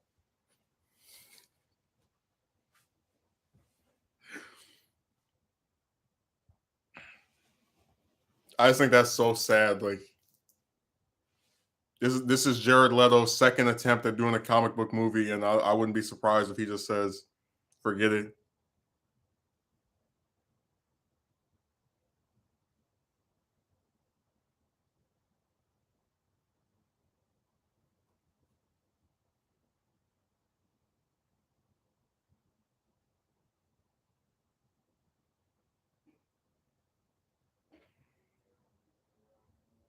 Yeah, this is so crazy. Like I don't even know why they bothered making this.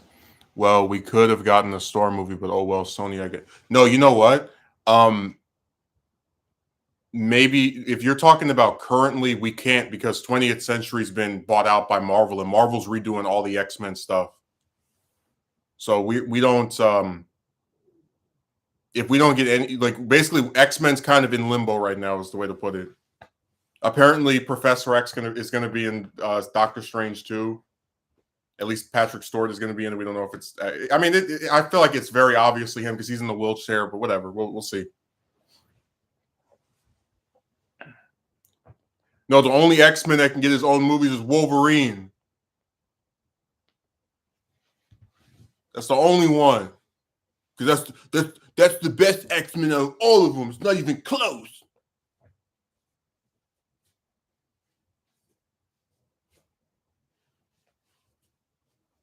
I remember he with him. I just got so burnt. I was like, okay, he's in like 5 different books now, like because he was on like in the early 2000s. He was in New Avengers, Astonishing X-Men. I think the regular X title, Uncanny X-Men, and then like his own solo book. I was like, can you guys stop? Like the oversaturation of that character just burnt me out on him.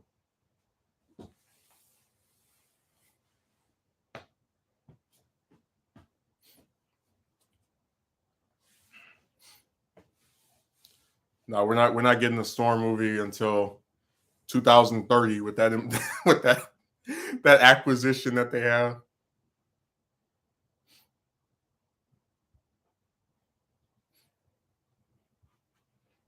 Yeah, you can forget about it.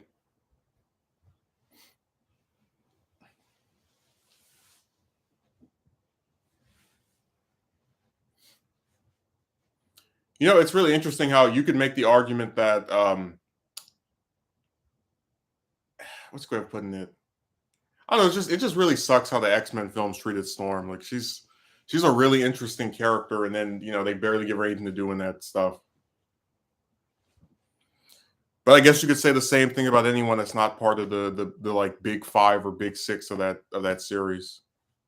If you're not Professor X or Wolverine or Jean or Magneto or Mystique, you might as well just disappear because you reek.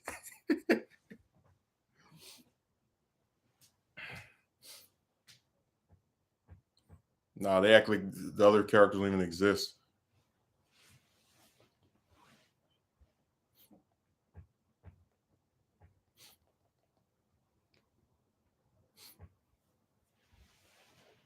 I was actually talking to this person. I said, you could make an argument that out of any of Marvel's properties, X-Men's probably the one that would be the best suited for TV, like be the live action show.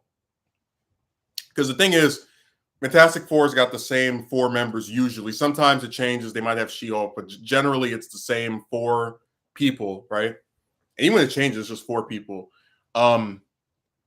Avengers, at least the films that have been released so far, like, pretty consistent membership, like the same 6 or 7 or 8, whatever. But with X-Men, it's like, it's so difficult to have a film series about them that gives each member enough time that do something each movie, unless the movies are like 3 hours long. So that's why I was saying that you could get a lot of mileage out of an X-Men like live action TV series, like just set in its own universe, doesn't have to be part of any of the other Marvel, other MCU stuff. Just an X-Men show that's like 12 episodes a season, 12-hour long episodes. That could really work.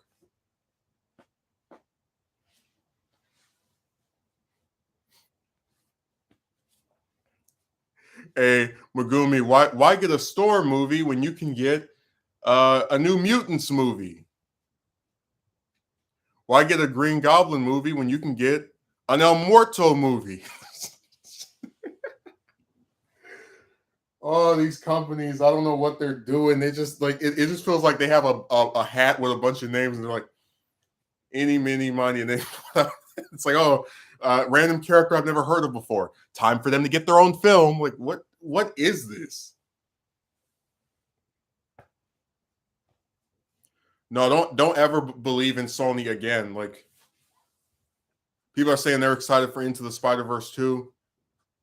I really wouldn't be surprised if it's not good. I'm not saying it won't be, and I didn't like the first one, but because of Sony's track record, I'm just gonna say the first one was a fluke. Like that was just like some kind of like all the planets aligned and lightning struck, and that's why that one film turned out good. I'm never gonna be excited for anything else they make because they have no direction. They just made a lifeless series that's still riding off the hype of the first Venom, which we already talked about before. That thing only made as much as it did because people thought it was part of the MCU.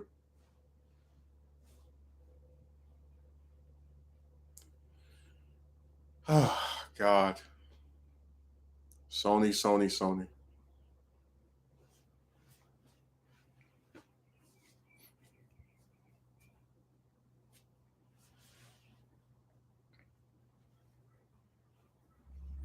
They made the worst cinematic universe I've ever seen.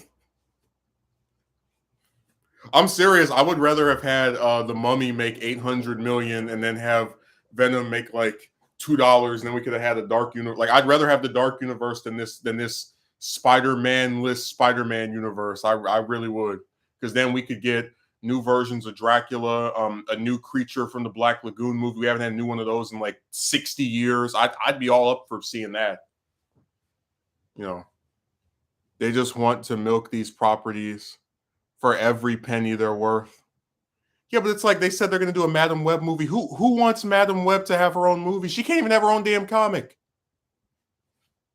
Really like Storm. When I used to watch X-Men, I always was intrigued by her. Yeah, she's a very interesting character, and I brought up some of the things that related to her background, like being this pickpocket that grew up poor, who's like very honorable, who became the leader of the X-Men, who even after losing her powers was still able to beat Cyclops in a fight. Yeah, very very interesting character. They could stick her in a million issues, and you wouldn't see me get tired of her. And there are very few characters I can say that about. Um, let me see. What was the other thing you wrote? Yeah, it's really unfortunate, such a shame, but one can dream. Well, like I said, if you told me that, we were gonna have this multiverse film where they bring back all these different actors from I would have laughed if you said that like 2 or 3 years ago. But so I mean, it's still something that theoretically could happen, but I'm not gonna hold. I guess I look at it like this: when you have studios that are pumping out crossovers and spin-offs left and right, the idea of giving one of the most popular and longest running X-Men their own series doesn't sound like that much of a stretch. But because X-Men in general is on ice right now and they're trying to like figure out how to put them in the MCU, I don't think you're gonna get it anytime soon.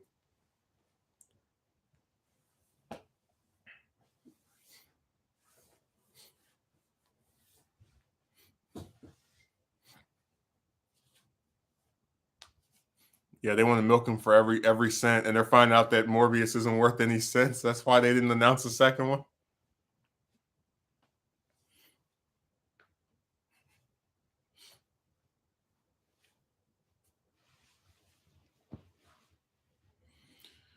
Man, these series are just it really does feel like every cinematic universe that's not the MCU just crashes like don't even try to make anything interconnected anymore. That's what I miss about the Raimi films. Like those were made with the intent of every movie is a standalone story, and at most there's going to be one more after this. Like the first film, you can watch that. There's nothing there about Doc Ock. It's a complete story. Second one's got like a little teaser for the third one, but it's still barely anything. Mostly, like the main story is self-contained. I mean, it just felt like now all they do is just make stuff just to be a crossover or a commercial for some other film. They don't even try to tell a good story at this point. It's just how can we make this be a prequel to this other thing that we want to do? It's like just make a good movie.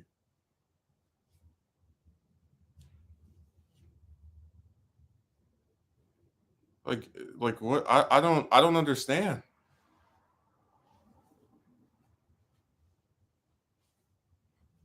Definitely had more substance, had much more substance than the other Spider-Man movies. Well, yeah, because after the first TASM, all they were trying to do with TASM 2 was set up TASM 3, 4, Sinister Six, Black Cat. Damn, they took up almost my whole hand with that stuff. So, like they weren't attempting to tell a complete fulfilling story where it's like, oh wow, I went to the theater and I saw some pretty good today that actually wrapped itself up pretty nicely. No, they want to make stuff just that exists just to make setup for more crap. Just a bunch of tie-in movies. No interest in telling a good story anymore. Those days are gone. It's really crazy how they first announced Venom in 2007, right? And then for it took them over what was it, 11 years to actually make it. Like they announced Venom ever since he appeared in Spider-Man 3, and then they they tried to get him in the web verse as they call it. There's even the symbiotes apparently in one of the trailers for TASM 2, and then that fell through. And then he went to the MCU and as part of some weird deal, and they're like, "Oh, but we still have Venom, so I guess we can finally make his movie that will no longer have Spider-Man in it." Yeah, we grew up with McGuire after all. That scene in No Way Home when Doc Ock says they're all grown up, hit home and real hard. It was like he was talking to the audience when he said that. Well, I'm still annoyed that they didn't have the McGuire version interact with the foe. Like that didn't make any sense to me. They don't even speak to each other. It's like this is his arch nemesis who literally even after he died haunted him thanks to the influence he had on Harry. He's killed another version of the of the woman that raised Aunt May. It's like you have nothing to say to him, no dialogue. Really, lazy writers.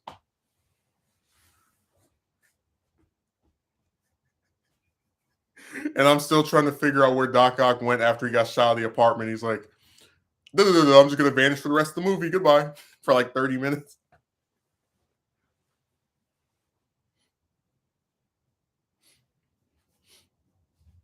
They could have had such an amazing scene with Defoe and Maguire where they're just like, you know, you didn't cause enough damage in one universe. And then Defoe's like, oh, it's you, like this special remembrance of him. Like they're reunited for the first time on screen together. Because even though Defoe's in 2 and 3, it's just hallucinations to Harry. First time on screen together since the original film, and nothing. It doesn't have to make sense, just needs to be a plot convenient. I'm just saying a scene between those two could have been really cool. It could have only been a minute and it would have still been very memorable. And they really just dropped the ball on that.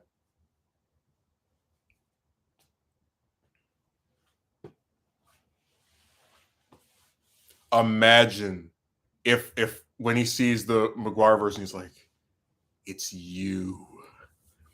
And then you have Maguire like, hey, I guess it wasn't enough terrorizing one of us, was it?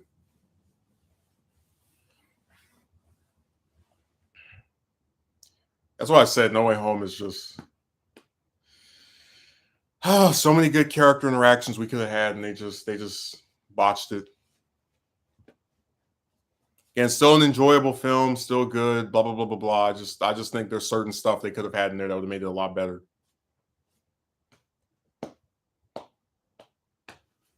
You can try doing like a revamp version.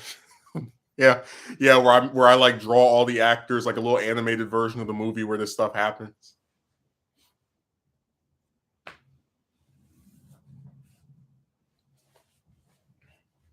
Like think about it. Doc Ock is one of the smartest characters out of any of these films, and they're trying to make cures for all the other villains. He's the only one that got cured at the apartment, and they don't even have him participate in that.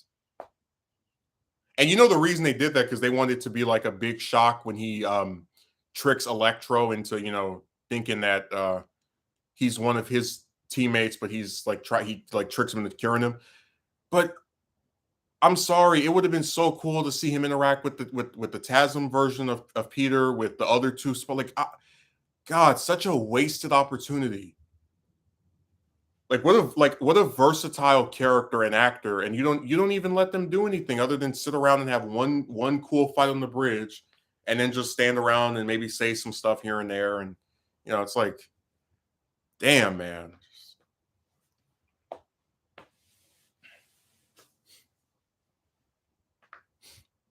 The revamp.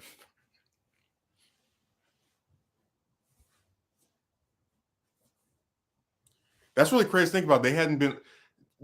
Defoe and Maguire hadn't been on screen together since the first movie, and you finally have it with this one, and they don't even talk to each other. Like no lines at all about, oh, that's the one from my universe. It's him. Nothing.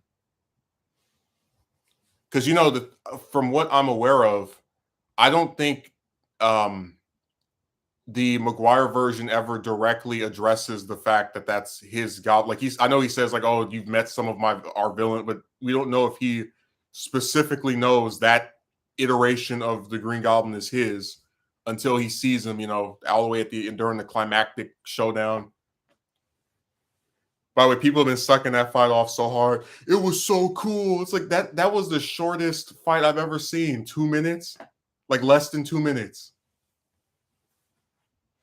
And it's not even suspenseful because the other two Spider-Man are just sitting there watching them. Whatever. Oh, people were sucking that movie off hard. They were like, "This is a great." It's like it's good. It's not great. Tell you, anytime something new comes out, everybody just lines up to tell you how amazing it is. Like with the Batman, oh my god, this is the best Batman movie ever. It's like I watched. I was like, it's all right.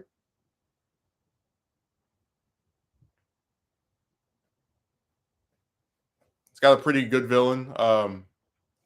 I wouldn't say any actors are bad or anything. I think it underuses Alfred, but whatever. I think it's all right. It's not this record shattering world, but it's good. I don't have enough problems with it to classify it as anything other than good. Also, there were many times in the movie where Tom Holland's Spider-Man Spidey sense just magically stops working, especially in the Green Goblin fight.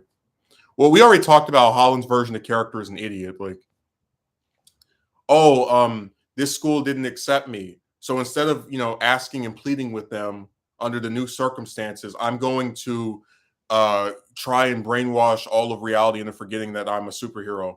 Oh, I'm putting these 4 dangerous villains in my apartment with only one of them restrained, and I want my aunt to be safe. That's why I'm going to have her right next to these villains who are all, with the exception of one, not restrained.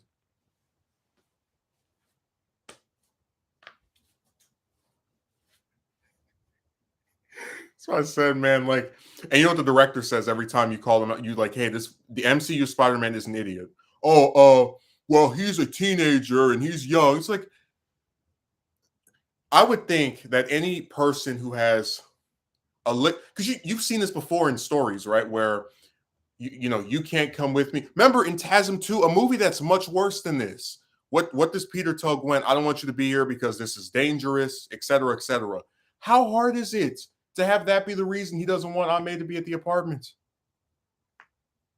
But every time he does something stupid, well, he's young, it's just he's only, so it's like he's been Spider-Man for like what, 2 years? Technically, I know it's like he got snapped away, but like 6 movies and he's still this stupid. It's like every movie after Civil War, he does something dumb.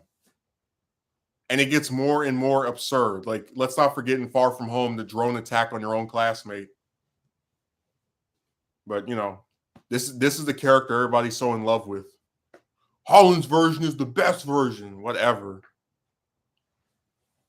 Remember we talked about this Akatsuki Merchant. You have people who say they don't like the Raimi version because he cries too much. Like, he cries when his father figure dies after being murdered. He cries when a woman that he's been in love with for years and is finally in a relationship with breaks up with him out of what he feels is nowhere, and while he's trying to console with her.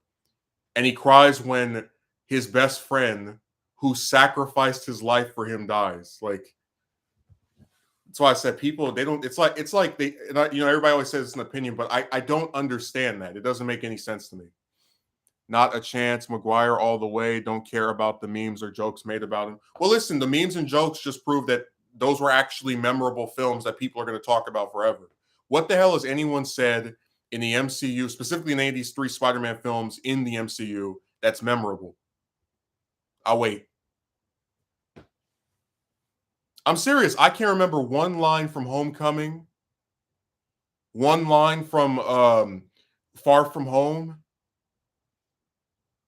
one, like, hell, even with No Way Home, like, most of the memorable stuff is from characters that the MCU didn't even make.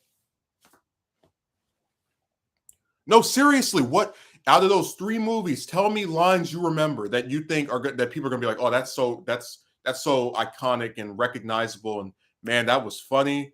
Oh, that was great.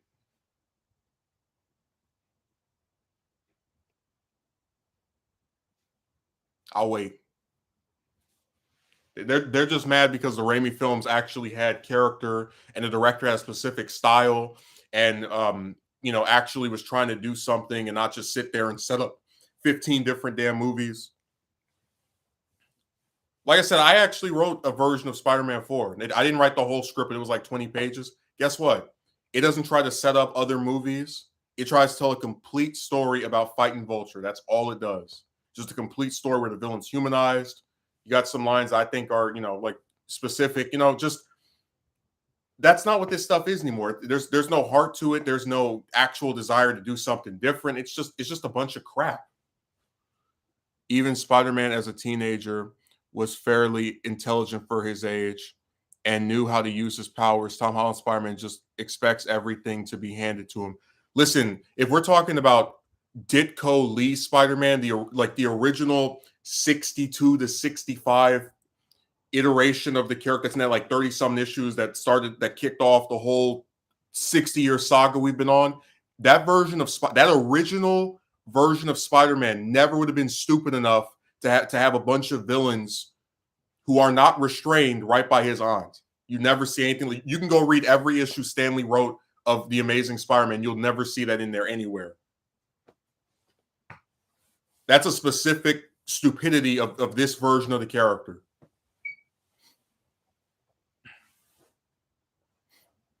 Now, don't mess with me when it comes to that. I read all of those, and you didn't have any. There was no point where Peter gets Aunt May in danger. Like, it's never his fault. If she's in danger, it's because some villain coincidentally kidnapped her, or she's like in the wrong place. He always tries to keep her away from whoever the villain is. Never would do anything like the one the one in No Way Home did. Yep. In fact, he wouldn't even let them anywhere near Aunt May.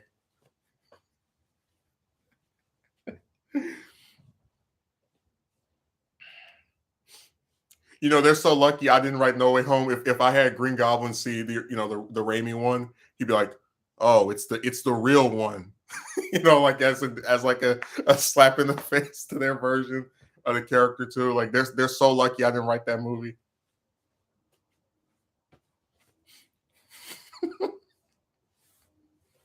Because they put multiple lines there that show how like lame the TASM version is, where they're like, "Oh, we gotta find Spider-Man, Peter, the real one." He's like, "Ouch," and then he's like, "Wow, I've only fought this," and then he's like, "I'm lame,"